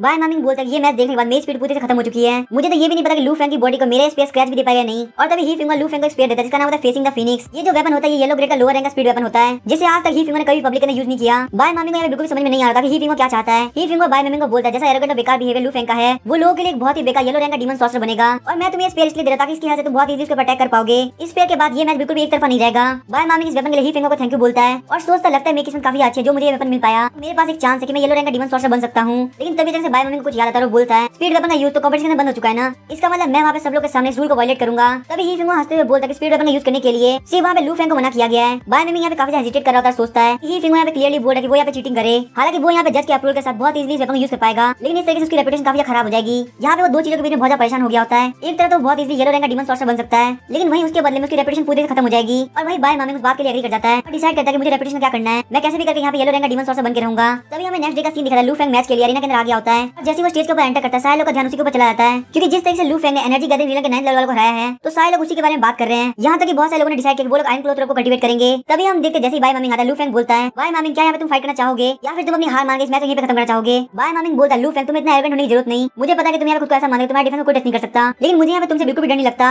मैंने यहाँ पे खुद की गन टेक्निक को डेवलप किया है जो कि तुम्हारी बॉडी को पक्का असर डाल पाएगी, अगर तुम इसकी एक स्ट्राइक भी झेल जाते हो तो मैं पक्का अपनी हार मान जाऊंगा। लू फेंग बाय मामिंग की बात सुनने के बाद बोलता है तो ठीक है मैं यहाँ पे बिल्कुल भी टाइम वेस्ट नहीं करूंगा। वो अपनी शर्ट खोलता है और बोलता है देखो यहाँ पे मेरे चेस्ट के ऊपर अटैक करना, और मैं यहाँ अपने कपड़े इसलिए खोल रहा हूँ क्योंकि मेरे कपड़े कहीं ना फट जाए। ये देखने के बाद बाय मामिंग काफी खुश हो गया होता है, लेकिन वहीं जो लू फेंग होता है सोच रहा होता है कहीं ऐसा तो नहीं कि उसके पास कोई टेक्निक हो जिससे वो मेरी बॉडी के आर पार स्पेयर कर दे। तभी हम देखते हैं मैच स्टार्ट हो जाता है, बाय मामिंग फेसिंग द फिनिक्स स्पेयर को यूज करते हुए लू फेंग को अटैक करने के लिए आगे बढ़ता है। ये देखने में ऑडियंस बोलती है यहाँ पे हो क्या रहा है, उन लोगों ने लू फेंग को स्पीड वेपन यूज करने से मना किया, वहीं बाय मामिंग को अलाउ किया कि वो स्पीड वेपन यूज कर सके। ये बात सच में रियलिटी में अनफेयर है। हम देखते हैं वो अटैक होने के बाद वहाँ पे काफी ज्यादा धमाका होता है। बाय मामिंग अपने स्पेयर को लेकर काफी ज्यादा घमंड में खड़ा होता है कि उसे यहाँ पे लग रहा था कि वो पक्का से जीत गया होगा, लेकिन जब वहाँ पे फ्लेम्स गायब होती है तो लू फेंग वहाँ पे कोई भी हार्म नहीं हुआ होता। लू फेंग वहाँ पे गोल्डन बेल शील्ड के खड़ा होता है। ऑडियंस ये देख के काफी सरप्राइज हो गई होती है और बोलती है ये गोल्डन बेल शील्ड है जो कि अपने फुल फॉर्म में है। तभी हमें समझ में आ गया कि एक स्पीड वेपन से भी लू फेंग कैसे बच गया। सच में एक fully mastered iron cloth rope के साथ fully mastered golden bell shield Lu Feng की बॉडी को इतनी ज्यादा स्ट्रॉन्ग बना देती है कि कोई भी येलो रैंक का स्पीड वेपन उसके सामने कुछ भी नहीं। लू फेंग शांति से बोला था यही तुम्हारी सेल्फ डेवलप गन टेक्निक थी, यहाँ पे स्पीड वेपन यूज करके तुम इसको सेल्फ डेवलप कहते हो। लू फेंग को बिल्कुल ठीक देके बाय मामिंग काफी शॉक हो गया होता है, वो अपने स्पेयर से लू फेंग को वापस स्टैप करता है, लेकिन लू फेंग की गोल्डन बेल शील्ड से टकराने के बाद वो वहाँ से आगे नहीं बढ़ पाता।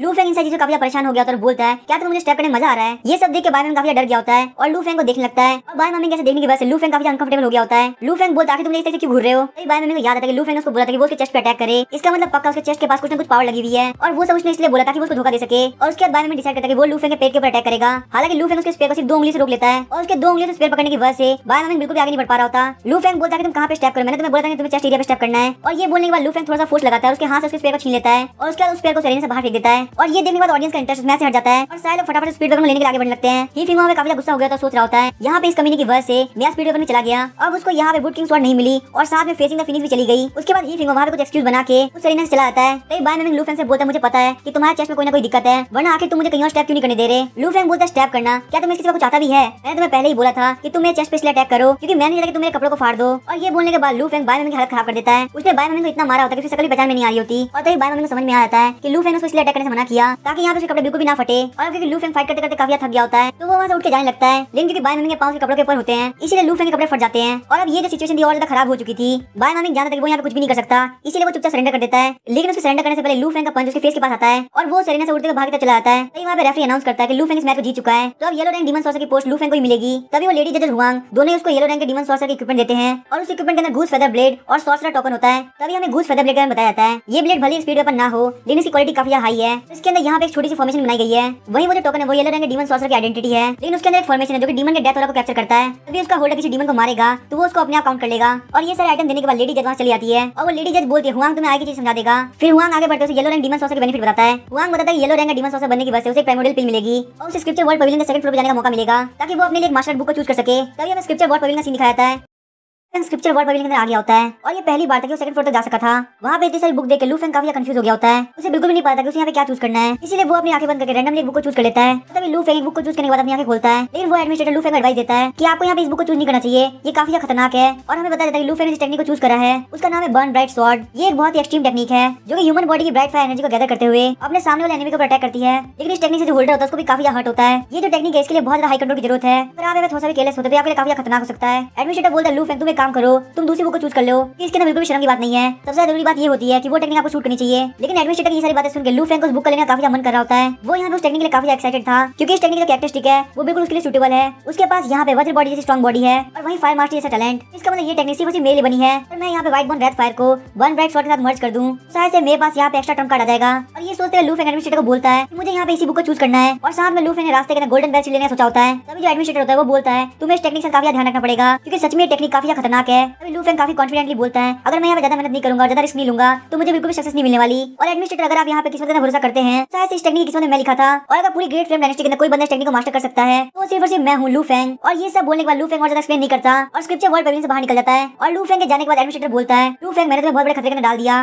जब लू फेंग स्क्रिप्चर वर्ल्ड पवेलियन से बाहर निकलता है तो सीधे स्टीवर्ड हुआंग के पास जाता है और जब हुआंग देखता है कि उसने यहाँ पे गोल्डन बेल शील्ड को भी लिया है तो वो बोलता है कि तुम इस टेक्निक को क्यों ले रहे हो, तुमने तो इसको ऑलरेडी मास्टर कर लिया है ना। लू फेंग बोलते हैं मैंने यहाँ पे इस टेक्निक को इसलिए लिया कि मैं यहाँ पे पुरानी और नई टेक्निक दोनों सीख सकूं। टेक्निक को तब तक रिफाइन कर देता मैं इसकी पीक तक नहीं पहुंच जाता। ये बात सुनकर हुआंग काफी शौक हो जाता है। उसको यहाँ पे बिल्कुल भी नहीं लगता कि लू फेंग इतनी बड़ी बात ऐसी बोल देगा। उसने आज यहाँ पे वॉरियर के लिए सबसे बड़े प्रिंसिपल की बात करी है और वापस रास्ते में जाते हुए हुआंग सोच रहा होता है कि वो यहाँ पे ऐसा कुछ भी नहीं करेगा जिससे लू फेंग के लिए चीजें मुश्किल हो, खासकर तब तक जब तक मेरे सुपीरियर से कोई ऑर्डर ना आए। लेकिन जैसे वो इस रिपोर्ट को बताने के लिए मेंशन के अंदर एंटर करने वाला होता है उसे वहाँ पे ही फिंगर मिल जाता है और हुआंग यही सोच रहा होता है कि ही फिंगर बाहर क्यों खड़ा है, वो अंदर मेंशन की तरफ क्यों नहीं जा रहा। और जब हुआंग ही फिंगर से पूछता है ही फिंगर बताता है वो जब यहाँ पे फेसिंग द फीनिक्स को ढूंढ रहा था तो उसे यहाँ पे पता चला कि फेसिंग द फीनिक्स के घर में ही है। और सबसे बेकार बात ये है कि उसके यहाँ पे घर के गटर के अंदर फेंक दिया गया है। स्पीड वेपन बहुत ज्यादा शार्प होती है, इसलिए जब वो जमीन से टकराई तो वो जमीन को तोड़ते गटर के अंदर एंटर कर गई। और यहाँ पे मैंने जगह साफ करा दिया, उसके बावजूद भी बदबू आ रही है। लेकिन मैंने सुना है हुआंग तुम्हें बिल्कुल स्मेल फील नहीं होती और अभी तुम जब यहाँ पे मुझे मिले तो मुझे ये बात कंफर्म भी हो गई। यही वजह थी कि इस काम के लिए हुआंग बिल्कुल परफेक्ट बना था। ही फिंगर हुआंग को सीधे उस गटर के बॉटम में लेके जाता है ताकि वो वहाँ पे ही फिंगर के speed weapon facing the Phoenix को निकाल सके। वहाँ पे उस गटर को देख के स्टीवर्ड हुआंग के पसीने छूटने लगते हैं। हुआंग को यहाँ पे फील हो रहा था कि उसके स्मेल करने के सेंसेस वापस से लौट रही है, लेकिन वो वहाँ पे बिल्कुल भी सोचता, फटाफट स्पीड वेपन निकालने लगता है। सीन शिफ्ट होता है, लू फेंग अपने घर के अंदर गोल्डन बेल शील्ड को मास्टर कर रहा होता है ताकि वो उसको एक हाई लेवल तक लेके जा सके। उसके बाद लू फेंग यहाँ पे प्लान करता है कि वो बर्न ब्राइट स्वॉर्ड को कल्टीवेट करेगा, लेकिन अगर वो इस टेक्निक को यहाँ पे कल्टीवेट करता है तो शायद से उसका घर भी जल सकता है। उस चीज को वो यहाँ पे बिल्कुल भी अफोर्ड नहीं कर पाएगा। फिर हम देखते हैं लू फेंग फिनिक्स ट्री काउंटी के बाहर की तरफ आ गया होता है और बताता है कि बर्न ब्राइट स्वॉर्ड को कल्टीवेट करने के लिए आपको बहुत देर तक सनलाइट के अंदर रहना होगा ताकि आप वहाँ से ब्राइट फायर एनर्जी का एब्जॉर्ब कर सके। और क्योंकि ये नाइट का टाइम है और सनलाइट पॉसिबल नहीं है, इसीलिए लू फेंग फर्स्ट स्टेप को स्किप करने सोचता है। ये जो प्रोसेस है इसके अंदर ब्राइट फायर एनर्जी किसी की इनर एनर्जी के साथ मर्ज होती है ताकि वो उसके नेचर को चेंज कर सके। इसीलिए जो भी बंदा इसको रिफाइन कर रहा है उसे ब्राइट फायर एनर्जी को इनर एनर्जी के साथ इन्फ्यूज करके कंप्रेस करना होगा और उसे तब तक करना होगा जब तक वहाँ से आग निकलना स्टार्ट ना हो जाए। लेकिन क्योंकि लू फेंग एनर्जी गैदरिंग लेवल के सिर्फ 3rd लेवल पे है, इसीलिए उसके अंदर एनर्जी की काफी कमी है। लू फेंग बोलते हैं मैंने फर्स्ट स्टेप को छोड़ के बढ़िया काम किया, चलो फटाफट सेकंड स्टेप पे चलते हैं। और ये जो स्टेप है इसके अंदर इस चीज पे फोकस किया गया है कि आप फायर इनर एनर्जी को स्वॉर्ड के ऊपर कंसंट्रेट कर सके। ये जो टेक्निक है इसके अंदर एनर्जी को कंप्रेस करना और रिलीज करना सिखाया गया है। आपको यहाँ पे अपने अंदर की एनर्जी को एक पॉइंट पे लेके आना है और उसके बाद वहाँ पे उसको रिलीज कर देना है। और अगर किसी बंदे को इस टेक्निक को सही से यूज करना नहीं आता तो वो इस टेक्निक को एक्जीक्यूट करने से पहले खुद को चोट पहुंचा लेगा। ये पढ़ने के बाद लू फेंग के पसीने छूटने लगते हैं। एनर्जी को कंप्रेस करना और रिलीज करना वो उसको बिल्कुल भी समझ में नहीं आ रहा होता। तभी लू फेंग सोचता है कि वो यहाँ पे एनर्जी को कंप्रेस करते हुए व्हाइट बॉर्न रेड फायर को रिलीज करेगा। तभी हम देखते हैं लू फेंग वुड किंग स्वॉर्ड को समन करता है। उसने यहाँ पे बर्न ब्राइट स्वॉर्ड को सीखने का बहुत इजी तरीका निकाला है। वो वुड किंग स्वॉर्ड के ऊपर व्हाइट बॉर्न रेड फायर को समन करेगा, उससे वहाँ पे एक एनर्जी स्लैश लगाने ट्राई करेगा। और अगर ये टेक्निक यहाँ पे काम कर जाती है तो व्हाइट बॉर्न रेड फायर सीधे अटैक करने से अच्छा इसको वुड किंग स्वॉर्ड के साथ अटैक करने से ये ज्यादा फास्टर और स्ट्रॉन्गर होगी। और थोड़े बहुत अटेम्प्ट्स के बाद लू Feng white born red fire को वुड किंग स्वॉर्ड के ऊपर कंप्रेस कर लेता है और ये करने में ज्यादा मुश्किल नहीं हुई। हालांकि जब वो वुड किंग स्वॉर्ड और व्हाइट बॉर्न रेड फायर के हेल्थ से स्लैश लगाता है तो white born red fire sword से फिसल के ऊपर की तरफ चला जाता है। लू फेंग के ऊपर ही फट जाता है जिस वजह से लू फेंग की बेइज्जती हो जाती है। हालांकि ये होने के बाद जो लू फेंग बिल्कुल डिस्करेज नहीं होता, जैसे जैसा बर्न ब्राइट स्वॉर्ड के मेथड के अंदर लिखा हुआ था वो वैसे वैसे उसको परफॉर्म करना स्टार्ट कर देता है। और जैसा कि पहले हुआ था व्हाइट बॉर्न रेड फायर वापस उसी के ऊपर फट जाती है और लगातार फेल होने के बाद लू फेंग फाइनली अपने स्वॉर्ड के ऊपर व्हाइट बॉर्न रेड फायर को कंसंट्रेट कर लेता है और एक माउंटेन की तरफ काफी ज्यादा स्लैश लगाता है। और वो अटैक इतना ज्यादा पावरफुल होता है कि उसकी वजह से वो माउंटेन 2 हिस्से में बढ़ जाता है। वो स्लैश अभी भी नहीं रुकता और सीधे फिनिक्स ट्री काउंटी की तरफ जाने लगता है। तभी हम देखते हैं फिनिक्स ट्री काउंटी में आसमान के ऊपर काफी ज्यादा धमाका होता है। वो धमाका इतना ज्यादा खतरनाक होता है कि ऐसा लग रहा था कि रात कितना दिन हो गया। और इस ट्राई के सक्सेसफुल होने के बाद लू फेंग को पता चल जाता है कि बर्न ब्राइट स्वॉर्ड का रियल नेचर क्या है। यहाँ पे आपको फायर एनर्जी को काफी ज्यादा कंप्रेस करते हुए बहुत ही तेजी से अनलीश करना है, तभी जाके सक्सेसफुल हो पाएगा। लेकिन जब वो वहाँ पे रियलाइज करता है कि उसने जो स्लैश लगाया था वो सीधे फिनिक्स ट्री काउंटी की तरफ गया है तो उसको यहाँ पे समझ में आया था कि यहाँ पे कुछ ना कुछ तो गड़बड़ है। अगर यहाँ पे मेरी एक्सप्लोजन की स्वॉर्ड एनर्जी की वजह से किसी को हार्म हुआ होगा तो आखिर मैं यहाँ पे क्या करूंगा। ये पता चलने के बाद लू फेंग फटाफट से फिनिक्स ट्री काउंटी की तरफ जाने लगता है। उसके वहाँ से निकलने के बाद वहाँ पे एक ग्रुप आता है। वहाँ पे उस ग्रुप का लीडर हेवन रंग का डीमन सॉर्सर होता है जो कि फिनिक्स ट्री काउंटी के डीमन कैचिंग ब्यूरो से आया था। यहाँ पे आते ही हेवन रंग के डीमन सॉर्सर को फील होता है कि यहाँ पे व्हाइट बॉर्न रेड फायर का यूज किया गया था और व्हाइट बॉर्न रेड फायर को रिफाइन करने का मेथड काफी यूनिक है जो कि सिर्फ और सिर्फ ब्लड डीमन सेट वाले के पास है। और यहाँ पे जमीन के ऊपर जो निशान मिलते हैं वो क्लियरली बताते हैं यहाँ पे जो भी बंदा प्रेजेंट था वो व्हाइट बॉर्न रेड फायर को स्वॉर्ड टेक्निक से मर्ज करा था। और ये सब देखने का पता चलता है कि जिस बंदे ने स्ट्राइक लगाई वो कोई ना कोई ब्लड डीमन सेट का ग्रैंड मास्टर था जो कि फायर कंट्रोल और शॉटगन सीखने काफी अच्छा है। हेवन रंग का डीमन सॉर्सर आगे बोलता है यहाँ तक मुझे ये भी लग रहा है कि इसके साथ शॉट टेक्निक यूज किया किया गया है वो है बर्न ब्राइट शॉट टेक्निक, जो कि हमारे डीमन कैचिंग ब्यूरो की टेक्निक है। इसका मतलब जो भी बंदा यहाँ प्रेजेंट था वो या फिर तो डीमन कैचिंग ब्यूरो से है और या फिर हमारे डीमन कैचिंग ब्यूरो के अंदर ब्लड डीमन सेट का कोई स्पाई है। तो वैसे ब्लड डीमन सेट वालों के लिए सबसे बड़ा खतरा डीमन कैचिंग ब्यूरो ही है। तो शायद से ये स्ट्राइक लगा के वो हमारे अगेंस्ट एक सिग्नल दे रहे हैं। हेवन रैंक का डीमन सोर्सर सोच रहा होता है कि शायद से उनका इंटेंशन ये है वो यहाँ फिनिश की काउंटिंग के इन्हें के पावर को भेजेंगे, क्योंकि नाइट के अंदर जाके अपनी स्वॉर्ड से एक स्लैश लगाएगा और वो स्लैश इतना ज्यादा पावरफुल होगा कि वो माउंटेन को भी डिस्ट्रॉय कर सके। लेकिन हाँ, उससे एक भी बंदे को यहाँ दिक्कत नहीं होगी, इसी वजह से डीमन कैचिंग ब्यूरो को प्रोवोक करने के लिए होगा। और ये यहाँ बर्न ब्राइट शॉट की टेक्निक को दिखाते हुए ये बताना चाहते हैं कि डीमन कैचिंग ब्यूरो के अंदर स्पाई है जो कि उनके सारे सीक्रेट को ब्लड डीमन सेट वालों को बता रहा है। इन सारी बातों को इंटरकनेक्ट करने में मुझे पता चल रहा है कि वो सारे लोग कैंडल डार्क स्वॉर्ड के पीछे है। जो कैंडल डार्क स्वॉर्ड ये एक अर्थ रैंक का मीडियम लेवल का मार्शल आर्ट टेक्निक है और उसी के साथ में जो बर्न ब्राइट शॉट है जो कि इनके पास में है वो एक मिस्टीरियस रैंक की मीडियम लेवल की टेक्निक है। और ये दोनों ही टेक्निक हेवन रैंक की अंडरवर्ल्ड फ्लेम शॉट से आई है और इन दोनों ही टेक्निक को ली किया ने प्रैक्टिस कर रखा है। दोनों को कंबाइन करने के बाद वो इनकम्प्लीट रह गई थी। इसका मतलब अगर इन दोनों टेक्निक को मर्ज भी कर दो तो भी इससे हेवन रैंक की cross underworld flame shot reproduce नहीं हो सकती। हेवन रैंक का डीमन शॉट से सोचता है, इसका मतलब ब्लड डीमन सेट वाले ये चाहते हैं कि हम लोग यहाँ पे इस इंसिडेंट से डर के कैंडल डार्क स्वॉर्ड की लोकेशन को चेंज कर दे ताकि वो लोग अपने स्पाई की हेल्प से नई लोकेशन का पता करके चुरा ले। लेकिन ऐसा करने से हमें बात कंफर्म हो चुकी है जिस जगह पे वो स्वॉर्ड अभी है वो बहुत ज्यादा सेफ जगह है तो उसको वहाँ से अभी के हटाने की बिल्कुल भी जरूरत नहीं है। लेकिन क्योंकि हमारे दुश्मनों की हिम्मत इतनी ज्यादा बढ़ चुकी है कि वो हमारे घर पे आकर हमको प्रोवोक कर रहा है, तो मैं इसी कैंडल डार्क स्वॉर्ड का यूज करते हुए ट्रैप बिछाऊंगा और उन सारे स्पाइस को पकड़ लूंगा। इससे ना सिर्फ ब्लड डीमन सेट के कोर में मारे जाएंगे बल्कि हमारे दुश्मन के पास जो फ्रेगमेंट है जिससे हेवन रैंक की टेक्निक कंप्लीट हो सकती है वो भी हमें मिल जाएगी। और वो डिसाइड करता है कि वो इससे आगे की चीज अपने साथियों से डिस्कस करेगा और सीढ़ी से नीचे उतरते उसके सामने लू फेंग आ जाता है और वो यहाँ पे सब कुछ ब्लड डीमन सेट वालों पर डाल रहा था। लेकिन जो असलियत में कल्प्रिट था उसके बाजू से निकल गया और तभी लू फेंग वहाँ पे रेस्टिंग रूम में जाता है और देखता है कि सब लोग बिल्कुल ठीक है। ये देख के लू फेंग को काफी रिलीफ फील होता है क्योंकि आज जो लू फेंग ने यहाँ पे एक्सपेरिमेंट किया था जिसके अंदर उसने बर्न ब्राइट शॉट को व्हाइट बॉर्न रेड फायर से कंबाइन कर दिया था वो एक बहुत ही बड़ा सक्सेस निकला और जितना उसने एक्सपेक्ट किया था ये उससे बहुत ज्यादा पावरफुल है। लेकिन अगर वो फ्यूचर के नेक्स्ट टेक्निक को ऐसे यूज करेगा तो शायद से वो यहाँ पे गलती से कुछ मासूम लोगों को नुकसान पहुंचा सकता है। हालांकि उसने जो स्ट्राइक लगाई थी वो उससे गलती से हो गई थी और वो उसकी डायरेक्शन को चेंज नहीं कर पाया। लेकिन ये चीज यहाँ पे इंडिकेट करती है कि उसे बहुत ज्यादा प्रैक्टिस जरूरत है ताकि वो यहाँ पे बहुत ज्यादा स्टेबल हो सके और एक्सीडेंट होने का खतरा काफी कम हो जाए। लेकिन जो पावर और स्टोरेज टेक्निक ने मचाया तो ये देखते हुए इसको सीक्रेटली प्रैक्टिस करना बिल्कुल इंपॉसिबल है। तभी लू फेंग के दिमाग में ये बात आती है कि वो यहाँ पे व्हाइट बॉर्न रेड फायर की जगह पे ऑर्डिनरी फ्लेम को यूज कर सकता है। अगर मैं यहाँ पे व्हाइट बॉर्न रेड फायर को नॉर्मल फ्लेम से रिप्लेस कर दूंगा तो जो पावर निकलेगी वो काफी कम होगी और मेरा टैलेंट है फायर मास्टरी, वो फ्लेम को कंट्रोल करने का टैलेंट है। तो इस तरीके से मैं बहुत इजीली नॉर्मल फ्लेम को यूज कर सकता हूँ। मुझे white born red fire use करने की कोई जरूरत नहीं। और यहाँ पे सबसे बड़ी बात तो ये है कि मुझे बर्न ब्राइट शॉट को प्रैक्टिस करना है वो बिना किसी के शक हुए। ये सब सोचने के बाद लू फेंग अपनी जेब के अंदर से प्राइम मॉडल कल्टीवेशन पिल बाहर निकालता है। ये जो पिल है उस मार्शल आर्टिस्ट के लिए काफी जरूरी है जो कि इनर एनर्जी रिलम पे है। लेकिन जो बंदा एनर्जी गैदरिंग रिलम पे है वो इसके लिए काफी कम काम आएगी। लू फेंग थोड़ा हेजिटेट करता है और सोचता है बिना इस पिल की हेल्प के मैं कभी भी इनर एनर्जी रिलम पे नहीं पहुंच पाऊंगा।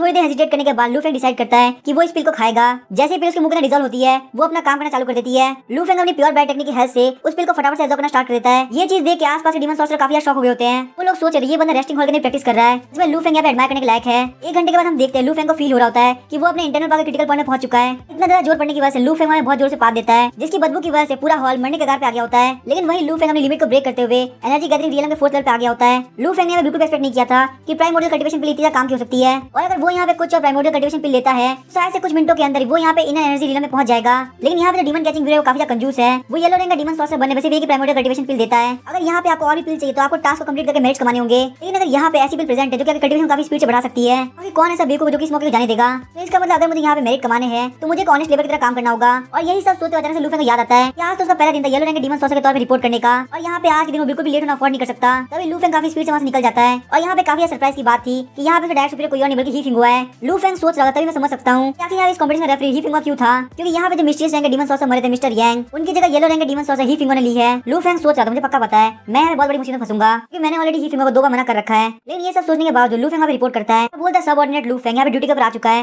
लेकिन ही फिंग में कुछ भी नहीं बोलता ताकि लू फेंग के लिए वो एटमॉस्फेयर काफी ऑकवर्ड हो जाए। उसका इंटेंशन यहाँ पे क्लियर था कि वो लू फेंग की बेइज्जती करना चाहता है। लेकिन तभी जो लेडी जज होती है वहाँ पे खड़ी होती है लू फेंग को ग्रीट करती है जिससे लू फेंग का ऑकवर्डनेस काफी कम हो सके। उसके बाद वो लू फेंग के पास जाते हैं उसके शोल्डर के ऊपर हाथ रखती है और बोलती है मैं तुम्हारी इतनी हेल्प कर सकती थी, तुम अपने फर्स्ट डे के अटेंडेंस पे इतना लेट हो जो कि रूल्स के बिल्कुल खिलाफ है, इसलिए तुम्हारी पनिशमेंट के तौर पे तुम्हारी 1 मंथ की सैलरी को काटा जाता है। मैं चाहूंगी तुम ये पनिशमेंट एक सबक की तरह लो और फ्यूचर के अंदर कभी गलती वापस न दोहराओ। फिर वो लेडी जज ही फिंगो की तरफ मुड़ती है और बोलती है ही फिंगो आखिर तुम इस बारे में क्या सोचते हो। तभी ही फिंगो काफी गंदे एक्सप्रेशन के साथ बोलता है हाँ ये बिल्कुल सही रहेगा। बस लू फेंग को काफी गुस्सा आता है और बोलता है आप लोग मेरे काम के फर्स्ट डे पे ही मेरी पूरे मंथ की सैलरी फाइन के तौर पे काट रहे हो। ये तो इस तरीके की बात हो गई कि मैं तुम्हारे लिए पूरे महीने फ्री में काम करूंगा। तुम यहाँ मेरे मजाक करना चाहते हो और हाँ फालतू बात करना बंद करो। मैं जब यहाँ पे आया था तो टाइम था वो बिल्कुल परफेक्ट हो रहा था। यहाँ पे बिल्कुल मेरी गलती नहीं है कि तुमने मेरी रिपोर्ट को टाइम पे नहीं सुना। ही फिंगो बोलता है मैं बस यहाँ पे रूल को बरकरार रखने का ट्राई कर रहा हूँ। तुम्हारे कहने के हिसाब से तुम सही टाइम पे आए हो तो हम बाद में टाइम चेक कर सकते हैं। यहाँ पे झूठ बोलने की बिल्कुल भी जरूरत नहीं। तुम यहाँ पे गलती मान लेते हो तो मैं तुम्हें छोड़ने के लिए तैयार हूँ। तभी लू फेंग बोलता है लॉर्ड ही लगता है अपनी पावर से यूज कर रहे हैं यहाँ पे दूसरों को सप्रेस कर सके। बात सुन के उस हॉल के अंदर बैठे सारे डीमन सॉर्सर काफी शॉक हुए होते हैं। वो लोग बस ये सोच रहे थे कि लू फेंग ने कितनी हिम्मत है कि वो फर्स्ट डे में अपने सुपीरियर को कन्फ्रंट कर रहा है। लगता है वो आज से पहले किसी के भी अंडर में बिल्कुल नहीं सीखा।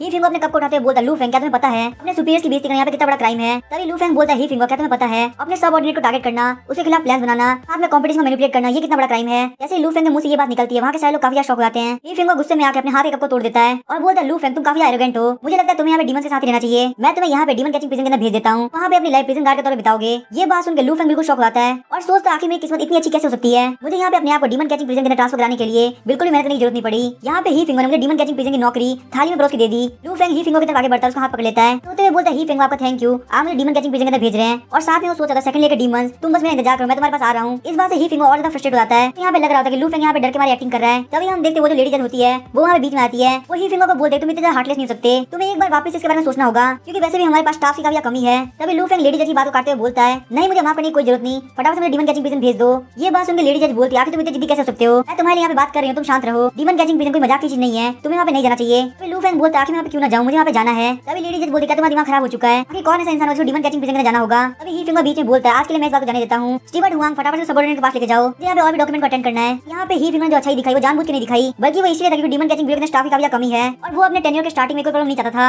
हालांकि लू फेंग के लिए ये बात बहुत डिसअपॉइंटिंग थी, क्योंकि वो तो यहाँ पे चाहता था कि वो सेकंड ईयर के जा सके। स्टीवर्ट हुआंग लू फेंग को ले जाके उसके सबऑर्डिनेट चुनने के लिए बोलता है और एक्सप्लेन करते हुए बताता है कि हर एक येलो रंग के डीमन सॉर्सर के पास 5 सबऑर्डिनेट हो सकते हैं। स्टीवर्ट हुआंग वहाँ पे 5 डीमन सॉर्सर को इंट्रोड्यूस करता है और उन 5 डीमन सॉर्सर में से 4 डीमन सॉर्सर अपने इनर एनर्जी रीलम के पीक पे होते हैं। वहीं एक लू फेंग जो कि अपने एनर्जी गैदरिंग रीलम के थर्ड लेवल पे है। हालांकि वहाँ पे जितने भी सबऑर्डिनेट आए थे वो सब लू फेंग की पावर को जानते थे। उन सारे लोगों ने मार्शल आर्ट कंपटीशन देखा था, इसीलिए उन लोगों को पता है कि स्ट्रेंथ के मामले में लू फेंग बहुत आगे है। लेकिन उन लोग के हिसाब से भले लू फेंग कितना ज्यादा पावरफुल क्यों ना हो, वो इनर एनर्जी रीलम वालों को नहीं हरा सकता, क्योंकि उन लोग के हिसाब से फिजिकल पावर ज्यादा हाई कल्टिवेशन होना अच्छी बात है। इसीलिए उन सारे सबऑर्डिनेट की नजरों में 5 येलो रंग के डीमन सॉर्सर में से लू फेंग सबसे ज्यादा कमजोर था और ये चीज सिलेक्शन प्रोसेस के क्लियरली दिखाई दे रही थी। बाकी सारे येलो रंग के डीमन सॉर्सर के बाद फटाफट सबऑर्डिनेट आ गए। वहीं जो लू फेंग था उसके पास कोई भी नहीं आया था। ऐसा लग रहा था कि जैसे कि लू फेंग को उन लोगों ने छाट दिया हो, क्योंकि वहाँ पे एक येलो रंग का डीमन सॉर्सर 5 लोगों को ले सकता था। इसीलिए लू फेंग सोचता अगर मैं कुछ भी नहीं करता तो उसे एक भी सबऑर्डिनेट नहीं मिलेगा। इसीलिए लू फेंग वहाँ पे खुद से इनिशिएटिव लेता है और लोगों को बोलना चालू करता है कि मेरी टीम को ज्वाइन करो। अगर तुम यहाँ पे एक पावरफुल लीडर को चुनते हो तो तुम यहाँ पे काफी ज्यादा सेफ रहोगे। ये जो सारे डीमन सॉर्सर है वो अपने से पावरफुल डीमन के सामने कुछ भी नहीं कर पाएंगे। लेकिन अगर तुम लोग मेरी टीम को ज्वाइन करते हो तो मैं उन डीमन के सामने तुम्हारे लिए एक शील्ड बनकर खड़ा रहूंगा और इस तरह तुम लोग के सर्वाइवल के चांसेस काफी बढ़ जाएंगे। भले लू फेंग के कम लेवल की वजह से कोई भी ज्वाइन नहीं करा था, लेकिन वहाँ पे कुछ एक्सेप्शन भी थे जिनको अपने जान जाने का काफी डर था।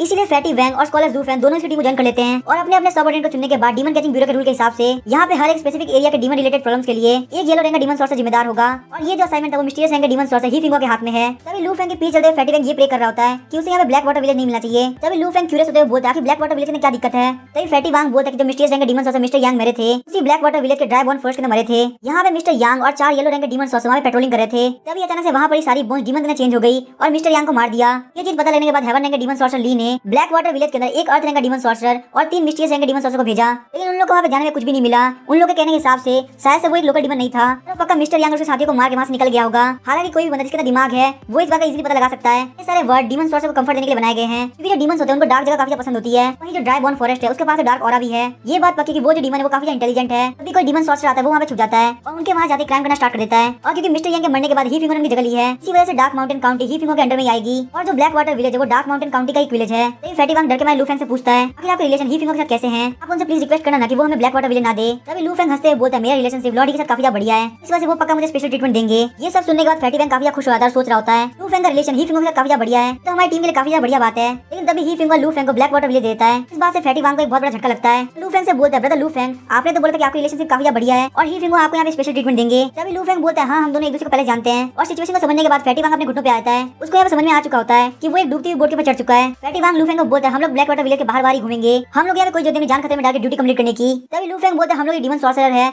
और हम लोग को इतना डरना सूट नहीं करता, अगर हम लोग यहाँ पे डरेंगे तो लोगों को डीमन से प्रोटेक्ट कौन करेगा। फैटी वांग लू फेंग को काफी गुस्से से देखकर बोलता है सिर्फ यही वजह से हम लोग यहाँ पे लू फेंग की टीम को ज्वाइन किया। लेकिन वही जू फेंग बोलता है कि मुझे भी लग रहा है कि लॉर्ड लू फेंग बिल्कुल सही कह रहे हैं, ऐसा भी हम लोग यहाँ पे ड्यूटी के हम लोग ऑर्डर को मानते हुए लोग यहाँ प्रोटेक्ट करना है, इसीलिए मुझे लगता है कि मैंने बिल्कुल सही टीम को ज्वाइन किया है। हमारे लॉर्ड लू फेंग सच में एक हीरो है। और जू फेंग की ये बात सुनकर फैटी वांग काफी शौक होता है और जू फेंग से बोलता है क्या तुम यहाँ पे लॉर्ड लू फेंग को मक्खन लगा रहे हो या फिर तुम सच में पागल हो चुके हो। तभी लू फेंग स्माइल करते हुए बोलता है तुम लोग को बिल्कुल टेंशन की जरूरत नहीं, मैं यहाँ पे रहते हुए डीमन कुछ भी नहीं बिगाड़ सकते। हालांकि अभी ब्लैक वाटर विलेज में जाने के लिए हम लोग को 3 दिन बाकी है। लू फेंग डिसाइड करता है कि वो इस टाइम को अपनी बॉर्न ब्राइट को कल्टीवेट करने के लिए यूज करेगा। हालांकि इस बार वो डिसाइड करता है कि वो नॉर्मल फ्लेम को यूज करेगा ताकि कोई बड़ी गड़बड़ ना हो। लू फेंग यहाँ पे यही सोच रहा होता है कि आखिर वो नॉर्मल फ्लेम को अपनी स्वॉर्ड के ऊपर कैसे यूज करे। तभी उसके दिमाग में एक आइडिया आता है कि वो यहाँ पे एक लाइटर यूज करेगा। लू फेंग डिसाइड करता है कि वो एक ऐसे मेटल से स्वॉर्ड ब्लेड बनाएगा जिससे अगर वो स्वॉर्ड के कवर के अंदर ऑयल डाल दे तो स्वॉर्ड को उस कवर से बाहर निकालते उस ब्लेड के अंदर आग लग जाए। अपने फायर मास्टर के टैलेंट के हिसाब से एक बार आग लगने के बाद उसको बिल्कुल भी टेंशन नहीं, क्योंकि अगर एक बार ब्लेड के ऊपर फायर आ गई तो वो इसको बहुत इजीली कंट्रोल कर पाएगा। इतना खतरनाक आइडिया आने की वजह से लू फेंग खुद को जीनियस मान रहा था। इसी के साथ में लू फेंग फटाफट से डीमन कैचिंग ब्यूरो के ब्लैकस्मिथ के पास जाता है ताकि वो इस वेपन को बना सके। और तभी हमें उस ब्लैकस्मिथ को दिखाया जाता है जिसको फिटनेस काफी पसंद है, इसीलिए वो लू फेंग को ऑर्डर लेने से मना कर देता है और बोलता है कि अभी मैं यहाँ पे ट्रेनिंग कर रहा हूँ, तुम थोड़ी देर बाद आना। लेकिन लू फेंग को यहाँ पे कैसे भी करके काम कराना था,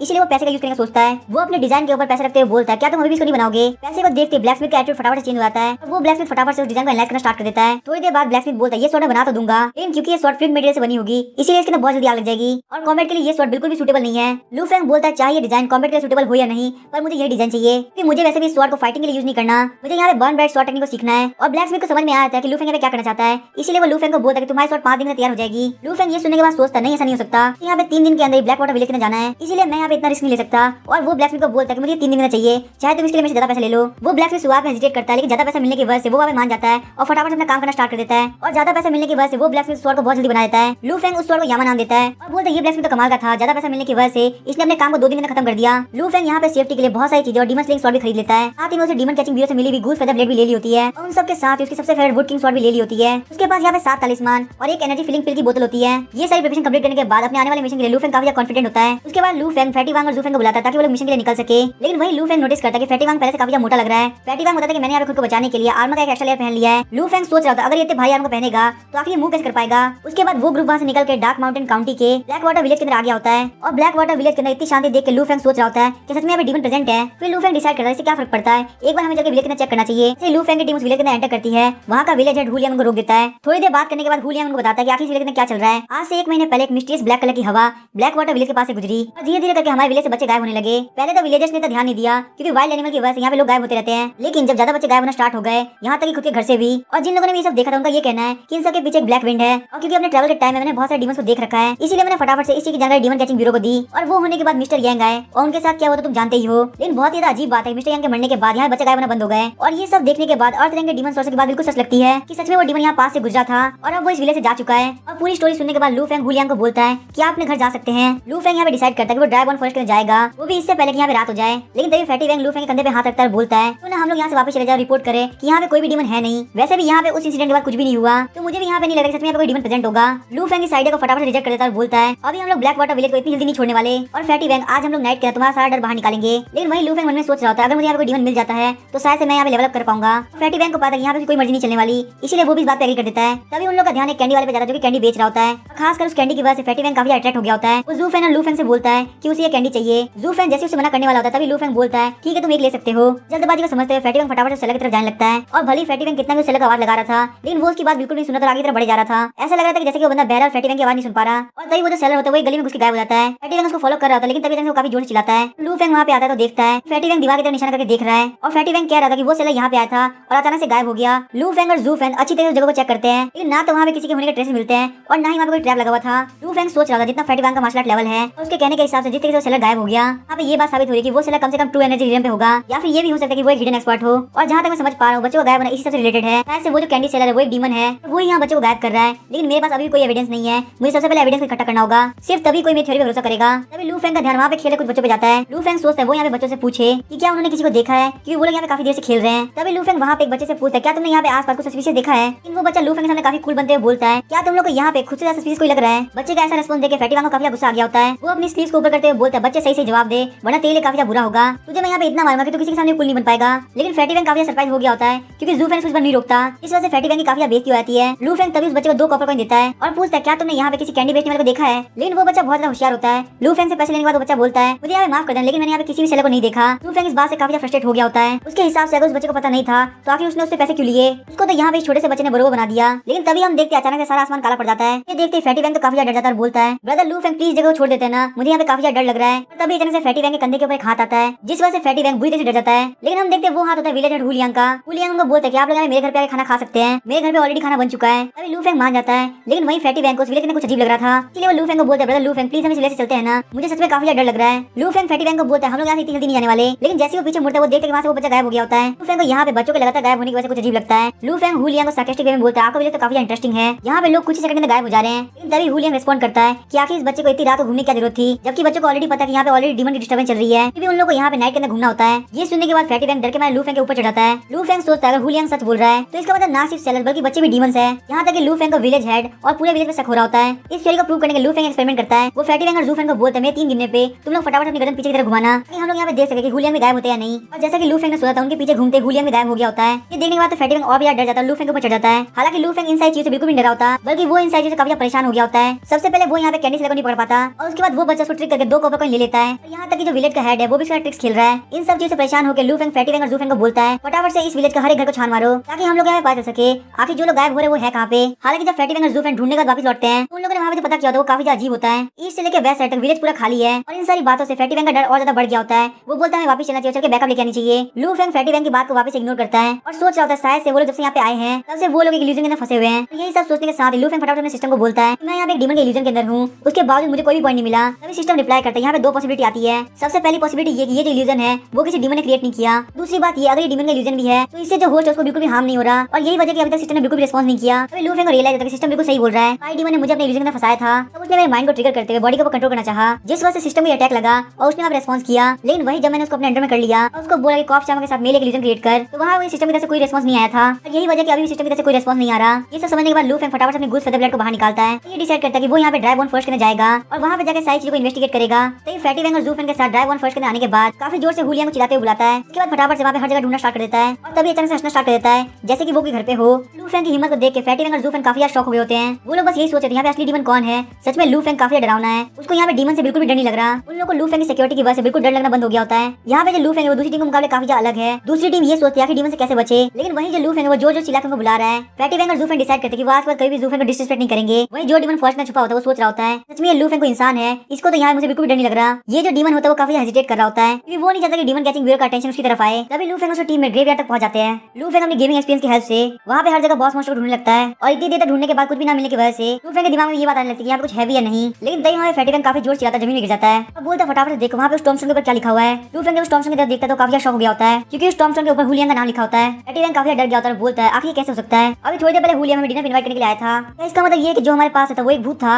लू फैंग बोलते हैं यहाँ पे जो भी टॉमस्टोन है वो ब्लैक वाटर विलेज के लोगों को बिलोंग करता है और इसका मतलब हम लोग जिससे मिले तो सच में हुलिया की सोल थी। लू फैंग गुस्से में आके हुलिया के टॉमस्टोन को काफी किक मारता है और फैटी वैंग और ज़ू फैंग को बोलते हैं फटाफट से ग्रेव को खोदो। फैटी वैंग और ज़ू फैंग काफी हेजिटेट करने लगते हैं, उनके हिसाब से ये काम काफी गलत होगा लेकिन उन लोग को फिर भी ये करना पड़ता है क्योंकि वो लोग लू फैंग की अथॉरिटी में है। थोड़ी देर के बाद ही वो लोग हुलिया की कॉफिन को बाहर निकाल देते हैं। लू फैंग फटाफट से उस कॉफिन को तोड़ देता है और वहाँ पे हमें हुलिया की लाश दिखती है। लेकिन वहाँ पे बहुत अजीब बात ये थी कि अचानक से हुलिया की लाश आंखें खोल देती है और फटाफट से उस कॉफिन से बाहर निकल के ज़ॉम्बी की तरह चलने लगती है। लेकिन यहाँ पे लू फैंग को बिल्कुल भी फर्क नहीं पड़ता कि हुलिया क्या बन चुका है, वो बस वहाँ पे हुलिया की ज़ॉम्बी को किक करता है और दूर आके फेंक देता है। लू फैंग बोलता है मुझे यहाँ पे धोखा देने के लिए तुम डिजर्व करते हो। लेकिन तभी वहाँ पे ज़ू फैंग ऑब्जर्व करता है कि यहाँ पे हुलिया में कुछ ना कुछ तो गड़बड़ है क्योंकि हुलिया देखने में लग रहा था कि वो हाल फिलहाल में मरा है, लेकिन फिर भी उसकी बॉडी हालत काफी खराब हो चुकी थी और वो बहुत ज्यादा बदबू दे रही थी। हालांकि हुलिया ज़ॉम्बी कितना चेंज हो चुका है लेकिन वो ट्रांसफॉर्मेशन अभी की है और साथ में हुलिया कोई मार्शल आर्टिस्ट भी नहीं था, इसलिए वो बस यहाँ पे एक लो लेवल का ज़ॉम्बी है। अगर उसकी पावर को भी मेजर किया जाए तो मुश्किल से एनर्जी गैदरिंग रियल के 4th लेवल पे होगा। इसका मतलब वो हम लोग के लिए बिल्कुल बड़ा खतरा नहीं है। ज़ू फैंग बता जिससे पहले मिले थे वो हुलिया की सोल थी और वहीं जो ये ज़ॉम्बी है वो हुलिया का रीएनिमेटेड कॉर्प्स है जिसके पास इंटेलिजेंस की काफी कमी है। ये बात सुनकर लू फैंग और ज्यादा फ्रस्ट्रेटेड हो जाता है क्योंकि उनको अभी तक मेन कल्प्रिट नहीं मिला होता और यहाँ तक कि उन लोगों ने अभी तक जो भी ढूंढा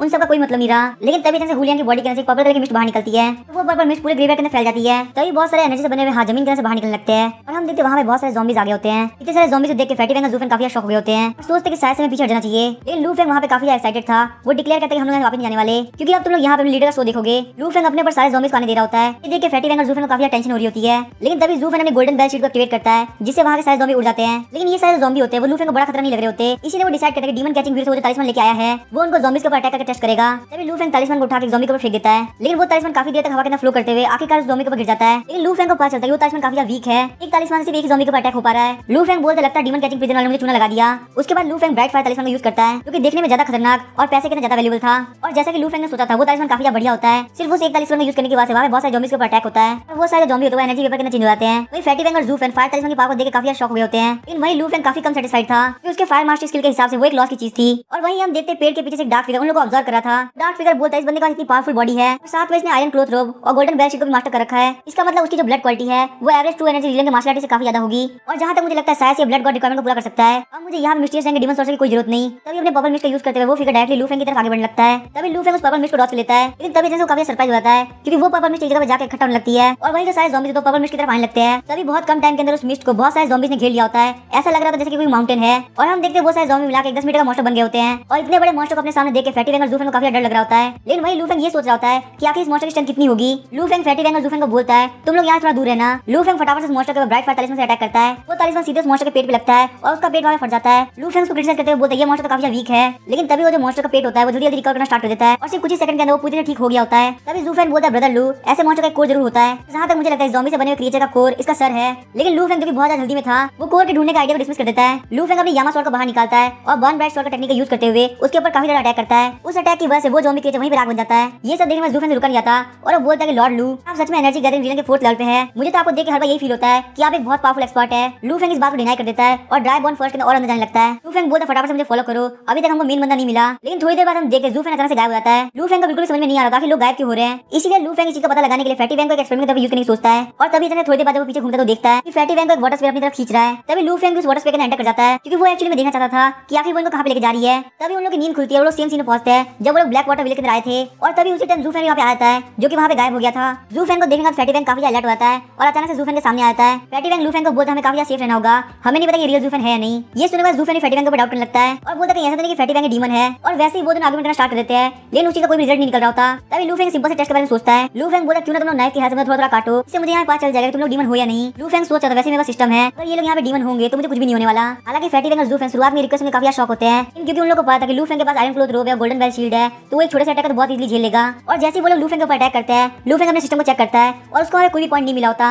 लू फैंग बोला तुम दोनों ह्यूमंस हो, तुम में से कोई भी डीमन नहीं है। और क्योंकि जू फैंग यहाँ पे पहले आया था इसीलिए उसे यहाँ पे जो तो पता चला होता है वो उनको बताने लगता है। जू फैंग बोलता है हमारी यहाँ सिचुएशन बिल्कुल एक डार्क डोमेन की तरह है, यहाँ पे हम लोग ये मान सकते हैं कि अदर डायमेंशन स्पेस है जो कि रियलिटी से बिल्कुल अलग है और ये काम पक्का बहुत ही पावरफुल यूनिक टैलेंट वाले डीमन का है। इस तरह के जो डीमंस होते हैं वो नेचर के लॉज को थोड़ा चेंज कर सकते हैं, यहाँ तक कि अपने डोमेन को क्रिएट करने के लिए रियलिटी को भी ट्विस्ट कर सकते हैं। तभी लू फैंग अपने कंफ्यूजन एक्सप्रेस करते हुए बोलता है कि आखिर ग्रैंड मास्टर से कम पावरफुल कोई मॉन्स्टर नेचर के लॉज को क्या छेड़ सकता है। और यहाँ तक कि मुझे लगता है कि ग्रैंड मास्टर के लिए करना काफी मुश्किल होगा। लू फैंग इस बात पे एग्री करता है और बोलता है जहाँ तक मुझे लगता है ऐसे ये जो वर्ल्ड है वो डीमन को फेवर करता है और जहाँ तक मुझे लगता है डार्क डोमेन से निकलने के लिए सबसे पहले हमें यहाँ के रूल्स को जानना होगा। ये सुनने के बाद लू फैंग काफी एक्साइटेड होता है, सोच रहा होता है कि यहाँ पे जो सिचुएशन है वो बिल्कुल एस्केप द रूम गेम की तरह है और इस बार जो मॉन्स्टर काफी पावरफुल यूनिक है, अगर वो डीमन मुझे यहाँ पे मिल जाता तो मुझे काफी यूनिक स्किल्स मिल सकती है। और ये देखते हुए लू फैंग काफी स्पीड से ब्लैक वाटर विलेज की तरफ चला जाता है। फैटी वैंग जू फैंग से बोलता है हमें यहाँ पे चीज का ध्यान रखना होगा, लेकिन इससे पहले जू फैंग एडवाइस देता। लू फैंग हुलियांग के पास जाकर काफी ज्यादा पंच मारता है और लू फैंग के पंच मारते हुलियांग ग्लास की तरह टूट जाता है। फैटी वैंग और जू फैंग हुलियांग ऐसे टूटते देख काफी शॉक हो रहे होते हैं। जू फैंग बोलता है जहाँ तक मुझे लगता है हम लोग के सामने एक मिरर डीमन है जो कि लगभग 2 साल पहले मारा जा चुका है। तभी हम देखते हैं लू फैंग हुलियांग के टूटे पीस को चेक करने लगता है और बोलता है कि मैं ये जानना चाहता हूँ कि मिरर के क्यों चेंज हो गया। इससे पहले जू फैंग वार्निंग देता।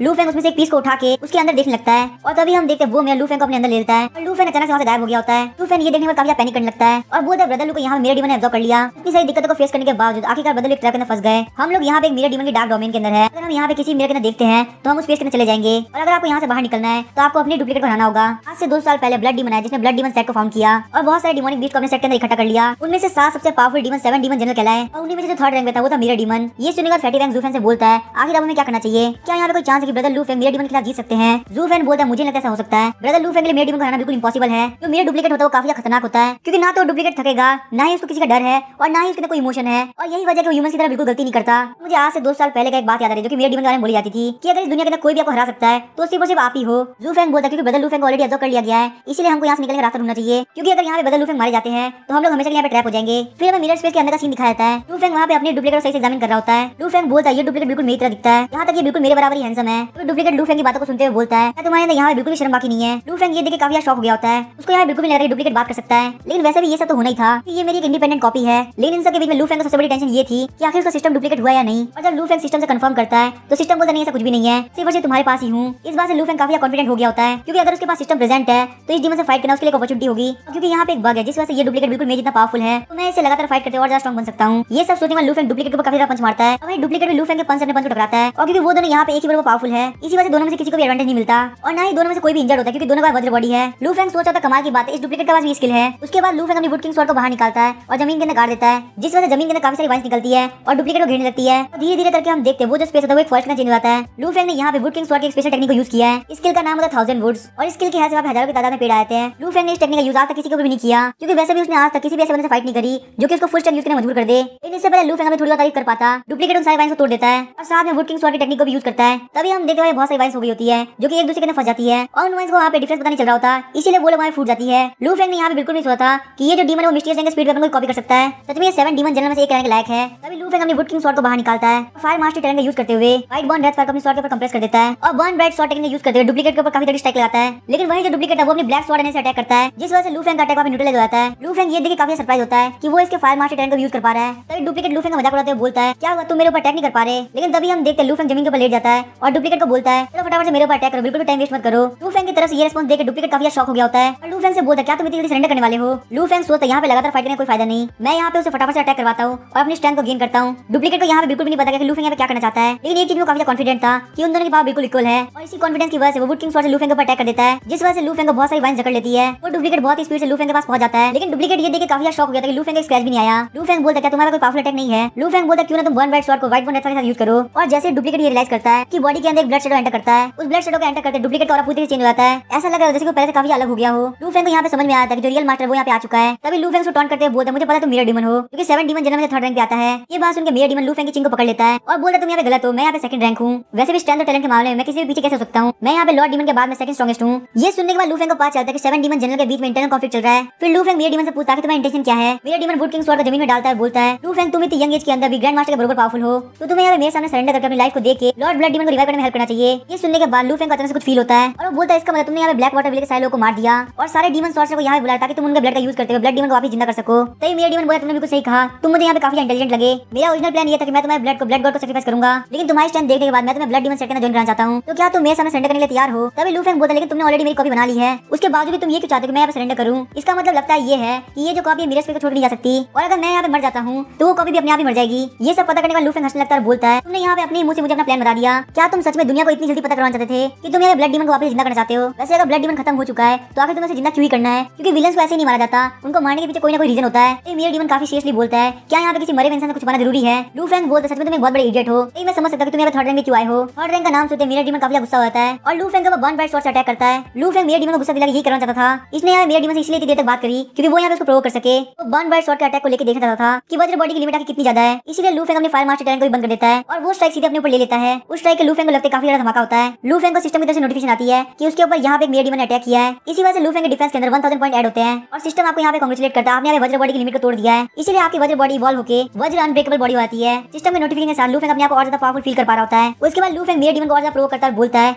नंबर 3 क्या तेरे इतनी पावर है। नंबर 3 सुनते मिरर डीमन और ज्यादा पागल हो जाता है और बर्न ब्राइट शॉट से लू फेंग के ऊपर 10-12 बार अटैक कर देता है। इस वजह से लू फेंग का डिफेंस लगातार 1000 पॉइंट से बढ़ रहा होता है। इतने सारे लगातार अनसक्सेसफुल अटैक की वजह से मिरर डीमन का स्टैमिना लगभग खत्म होने के कगार पे होता है। वो कांपते हुए बोलता है लू फेंग आखिर तुम्हारी बॉडी कितनी ज्यादा पावरफुल है, तुम्हारे ऊपर यहाँ पे ग्रैंड मास्टर लेवल के इतने सारे अटैक भी कोई काम नहीं कर रहे। तभी लू फेंग मिरर डीमन को बोलता तुम मेरी कॉपी हो, क्या तुम्हें यहाँ पे नहीं पता कि मेरी बॉडी कितनी ज्यादा पावरफुल है, कहीं ऐसा तो नहीं कि तुम मेरे साथ इवॉल्व नहीं हो पाए। ये बात सुनकर मिरर डीमन काफी शॉक होता है, बोलता है इवॉल्व आखिर इसका मतलब क्या है। और ऐसे रेस्पॉन्स के बाद लू फेंग समझ जाता है आखिर मिरर डीमन की वीकनेस क्या है। मिरर डीमन जिस टाइम में जो कोई बनाएगा वो उसी टाइम में फिक्स हो जाएगी, तो टाइम के साथ साथ इवॉल्व नहीं हो सकती। और इस चीज से मैं समझ सकता हूँ कि मिरर डीमन 2 साल पहले कैसे आ रहा था, पक्का किसी ना किसी को इसके सीक्रेट बारे में पता चल गया होगा। तभी हम देखते हैं लू फेंग मिरर डीमन की तरफ आगे बढ़ते हुए बोलता है मैं तुम्हें यहाँ पे लास्ट चांस देता हूँ, अगर तुम्हारा कोई पावरफुल मूव है फटाफट चलो मेरे ऊपर यूज कर लो, वरना ये अपॉर्चुनिटी तुम्हें बार बार नहीं मिलेगी। उसके बाद लू फेंग मिरर डीमन को इशारा देता है कि वो उसे मार देगा। मिरर डीमन इस बात से काफी डर गया होता है और पीछे की तरफ खिसकने लगता है। ये सब देखने में लू फेंग को समझ में आया था कि मिरर डीमन कुछ भी नहीं है, वो बस यहाँ पे लोगों की एबिलिटी को कॉपी कर सकता है। हालांकि ये जो पावर है दूसरे के खिलाफ काफी पावरफुल है, लेकिन क्योंकि वो लू फेंग के सिस्टम को कॉपी नहीं कर पाया, ये जो कॉपी है सारे अटैक कर सकता है, यहाँ तक सबसे powerful attack burn bright shot भी कर सकता है। और लू फेंग सोचता है इसने ग्रैंड मास्टर लेवल के बर्न ब्राइट शॉट का यूज किया तो उससे मेरी वज्र बॉडी पे काफी ज्यादा हार्म हुआ था, पर अब जब मेरी वज्र बॉडी इवॉल्व होकर वज्र अनब्रेकेबल बॉडी बन चुकी है तो क्या ये बर्न ब्राइट शॉट अभी मुझे हार्म कर सकती है नहीं। इसीलिए लू फेंग चाहता था कि मिरर डीमन के ऊपर बर्न ब्राइट शॉट से अटैक करे ताकि लू फेंग अपनी वज्र अनब्रेकेबल बॉडी को टेस्ट कर सके।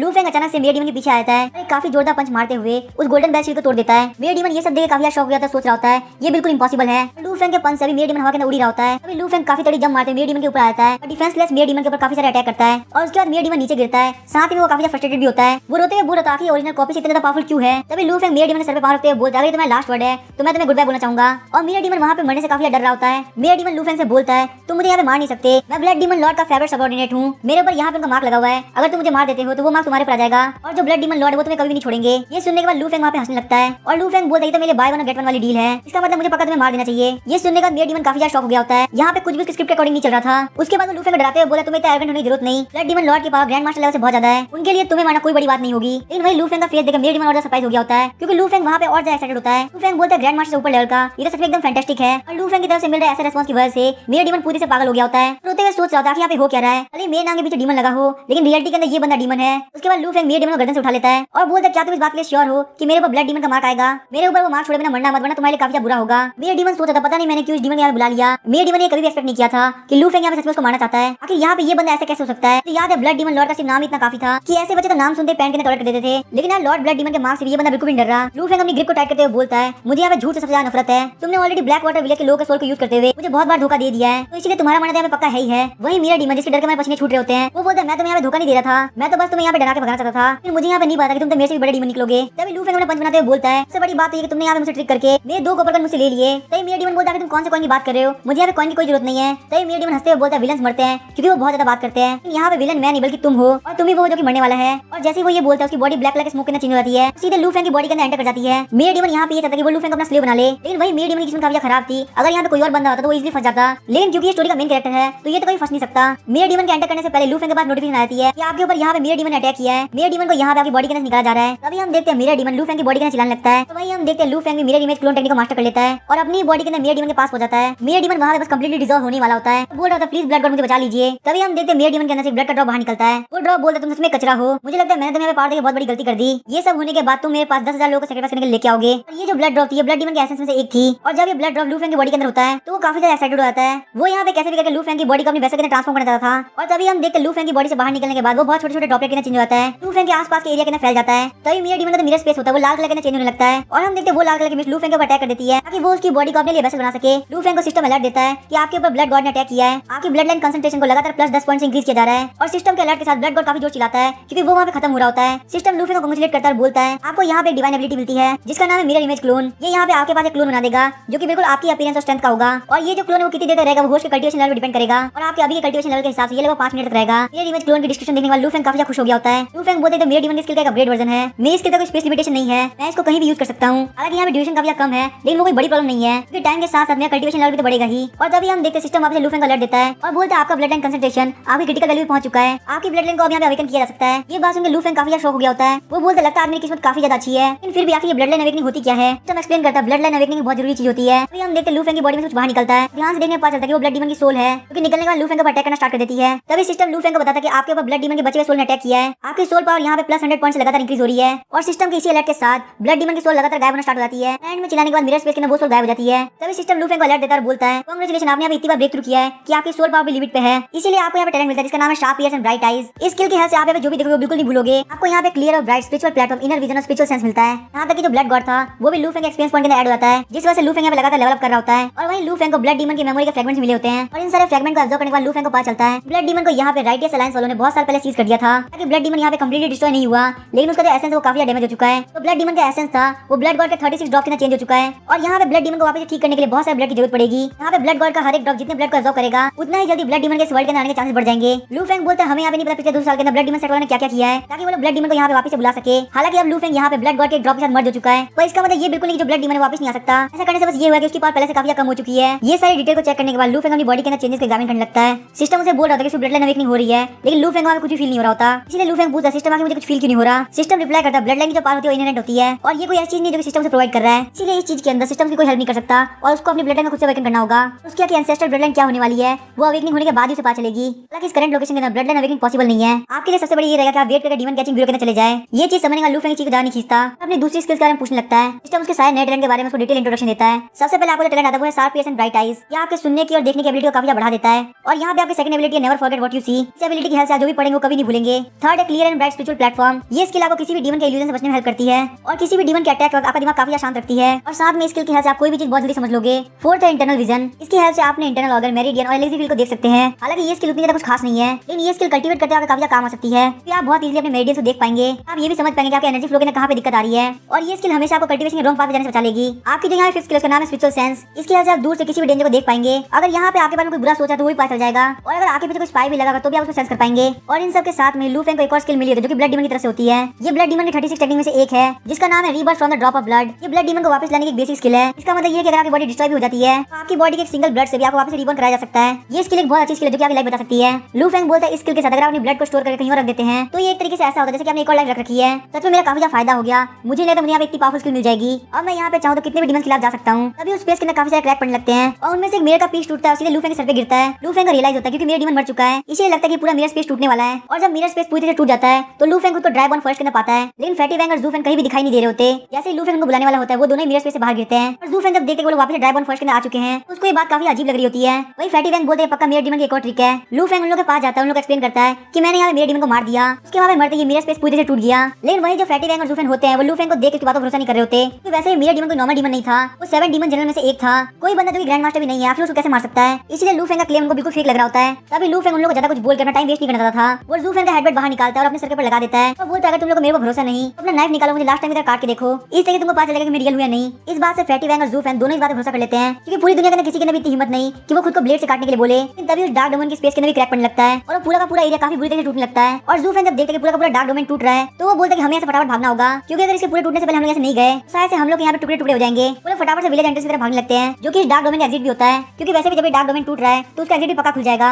लेकिन इससे पहले वो आगे बढ़ पाते हैं, उनके सामने बहुत सारे मॉन्स्टर आते हैं। फैटी वैंग और जू फेंग दोनों ही भाग रहे होते हैं लेकिन लू फेंग वहीं पीछे की तरफ मुड़ जाता है। लू फेंग उन लोगों को बोलते तुम लोग फटाफट आगे की तरफ जाओ, मैं इन लोगों को यहाँ पे खत्म करके आता हूँ। लेकिन लू फेंग यहाँ पे सोच रहा होता है अगर ये डार्क डोमेन टूटेगी तो मेरा काफी ज्यादा फायदा हो सकता है। और इस डार्क डोमेन के नीचे आने मुझे पता चल जाएगा कि आखिर एक स्पेशल फोर्स क्या होती है। साथ में मैं फैटी वैंग और जू फैंग को काफी ज्यादा इंप्रेस भी कर सकता हूँ। इस तरीके से एक तीर से मेरे दो काम हो जाएंगे। सच में मैं काफी ज्यादा स्मार्ट इंसान हूँ। लेकिन वही जो फैटी वैंग होता है वो लू फैंग को बोलता है ये जो सारे सोल्स है वो सब नॉर्मल इंसान है। भले वो लोग सोल बन चुके लेकिन वो लोग स्ट्रॉन्ग नहीं है। वो लोग हमारी स्पीड को कभी भी कैचअप नहीं कर पाएंगे। तो मुझे बिल्कुल भी वहाँ पे रहकर फाइट करने का कोई मतलब है। ये सुनने का लू फैंग काफी ज्यादा एम्बैरेस होता है। फैटी वैंग के ऊपर चिल्लाते हुए बोलता है कि तुम यहाँ पे इतनी ज्यादा बात क्यों करते हो? क्या मैं यहाँ पे तुम लोग कवर नहीं दे सकता ताकि तुम लोग यहाँ से भाग सको? तुम लोग चलो फटाफट से निकल जाओ, मेरी परफॉर्मेंस यहाँ पे मत बिगाड़ो। फैटी वैंग अभी भी कुछ बोलना चाहता था लेकिन तभी जू फैंग उसका मुंह पकड़ लेता है क्योंकि वो काफी होशियार था। जू फैंग फैटी वैंग को बहुत जल्दी जल्दी वहाँ से लेके जाने लगता है। तभी लू फैंग अपने पूरे गुस्से को सोच के उतारने लगता है क्योंकि सिर्फ उन सोल की कमजोर होने की वजह से लू फैंग को इतनी बेइज्जती सहनी पड़ी। वो अपने पंचे से सारे सोल्स को खत्म करने लगता है और तभी जो डार्क डोमेन का स्पेस होता है वो पूरी टूटना चालू हो जाता है। वहाँ के जो स्पेशल क्रैक है लू फैंग की तरफ आगे बढ़ने लगते हैं और जैसे ही स्पेशल क्रैक लू फैंग को लगते हैं लू फैंग को बताया जाता है कि आपके ऊपर मेयर डीमन ने अटैक किया है। आपका स्पेशल एट्रीब्यूट प्लस 100 पॉइंट्स लगातार इंक्रीज हो रहा है। तभी सिस्टम लू फैंग को कांग्रेचुलेट करते हुए बोलता है आपको यहाँ पे अदर डायमेंशनल स्पेस मिलता है।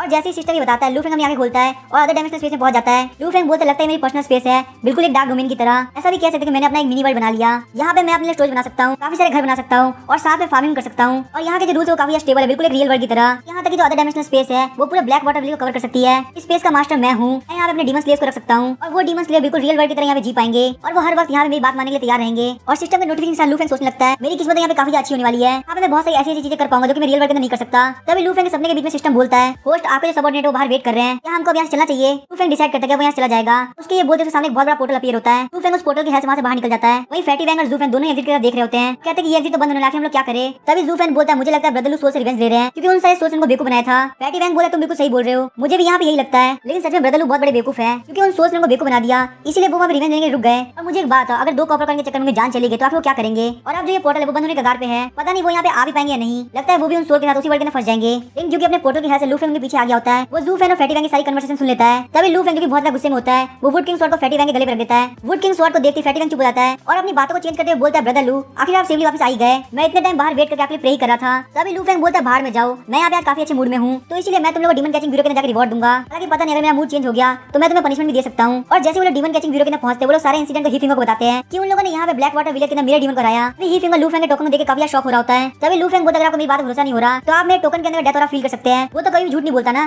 तभी ही फिंगर अपने सर के ऊपर दो उंगली रखता है तो बोलता है अगर मुझे यहाँ पता चला कि तुमने यहाँ पे चीट किया है तो लू फैंग मैं तुम्हें बिल्कुल भी छोड़ने वाला। तभी ही फिंगर स्पेस के अंदर डेथ के साथ आता है, वहाँ पे चेक करने लगता है कि कौन कौन से डीमन को मारा गया है, यहाँ पे कितने स्ट्रॉन्ग डीमन को मारा गया है। वो इस बात पे डिपेंड करेगा कि वहाँ की स्ट्रिप कितनी ज्यादा मोटी है। ही फिंगर नोटिस करता है कि लू फैंग ने जितने मोस्टर को मारा है उनमें से ज्यादातर लेवल बिल्कुल भी हाई नहीं था, सबके सब लगभग एनर्जी गैदरिंग विलन के 4th लेवल पे थे और उनमें से एक बहुत मोटी स्ट्रिप थी क्योंकि ये दिखाई थी कि लू फैंग ने मेरे डीमन को मारा है। और टोकन स्पेस से बाहर आने के बाद ही फिंगर सोच रहा होता है कि वो यहाँ पे क्या करेगा, इसका पूरा क्रेडिट उसको मिल जाए। उसके बाद वो लू फैंग को बोलता है कि तुम लोग यहाँ चले जाओ और जाके आराम से रेस्ट करो। वो इस टोकन को रखेगा और अपने हायर को रिपोर्ट करेगा ताकि उन लोगों को बहुत अच्छा रिवॉर्ड मिल सके। अभी लू फैंग उसको थैंक यू बोलता है लेकिन वो साथ में सोच रहा होता है कि आखिर ही फिंगर अचानक से इतना अच्छा कैसे हो गया, शायद से पक्का इसके पीछे कोई मोटिव है। हालांकि इसको जो भी गड़बड़ लग रही थी वो उसके बारे में कुछ बोलता नहीं है और वहाँ से चुपचाप चला जाता है। वहाँ से जाने के बाद ही फिंगर अपनी खुशी को बर्दाश्त नहीं कर पा रहा होता। वो अपने सामने एक वॉल को देखता है, बहुत सारे टोकन होते हैं। वो यहाँ पे सोच रहा होता है कि वो लू फैंग के टोकन को कहाँ रखे। तभी वहाँ पे ही फिंगर की आवाज आती है जो कि बोल रही होती है ही फिंगर आखिर तुम इतने खुश क्यों हो? लू फैंग वहाँ पे आया होता है, ही फिंगर ग्रीट करता है। फिंगर बोलता है लू फैंग तुम मेरी चुप की बात नहीं सुन सकते, ये एक बहुत ही बेकार हैबिट है। मैं यहाँ पे सिर्फ तुम्हारी वजह से खुश हूँ, तुमने बहुत बड़ा अचीवमेंट हासिल किया है, उस वजह से मेरा भी यहाँ पे काफी फायदा होगा। लू फैंग बोलता है हाँ मुझे समझ में आ गया, मुझे तो बस यहाँ पे ये डर लगा हुआ था कहीं आप मेरी अचीवमेंट का पूरा क्रेडिट ना खा जाए। ही फिंगर काफी गिल्टी फील कर रहा होता है लेकिन फिर भी वो लू फैंग के सामने अपने आप को टफ दिखाता है। ही फिंगर बोलता है लू फैंग क्या तुम मेरे बारे में इतना बुरा सोचते हो? मैं यहाँ पे कभी किसी और का अचीवमेंट नहीं खाता, तुम्हारे टोकन की डिटेल्स को ऑलरेडी डीमन कैचिंग ब्यूरो के अंदर रजिस्टर कर दिया गया है। क्या तुम्हें यहाँ पे मुझसे कुछ और पूछना है? अगर तुम्हें यहाँ पे नहीं पूछना तो तुम यहाँ जा सकते हो। लू फैंग को वहाँ से भेजने के बाद ही फिंगर डोर के आसपास देखने लगता है और जैसे वो देखता है कि आसपास कोई भी नहीं है वहाँ पे डोर को सही से बंद कर देता है और वो यहाँ पे अपनी हंसी को बिल्कुल भी नहीं रोक पा रहा होता। ही फिंगर बोलता है उस पागल लड़के ने मेरे को भरोसा कर लिया, भले वो टोकन उसका हो लेकिन इन्फॉर्मेशन की हेल्प से मैं अपने और को उसमें डाल सकता हूँ। मुझे बस अपने और को ट्रांसफर करने के लिए इन्फॉर्मेशन का मास्टर को ढूंढना होगा और उसके बाद इस टोकन का सारा क्रेडिट मेरे पास आ जाएगा।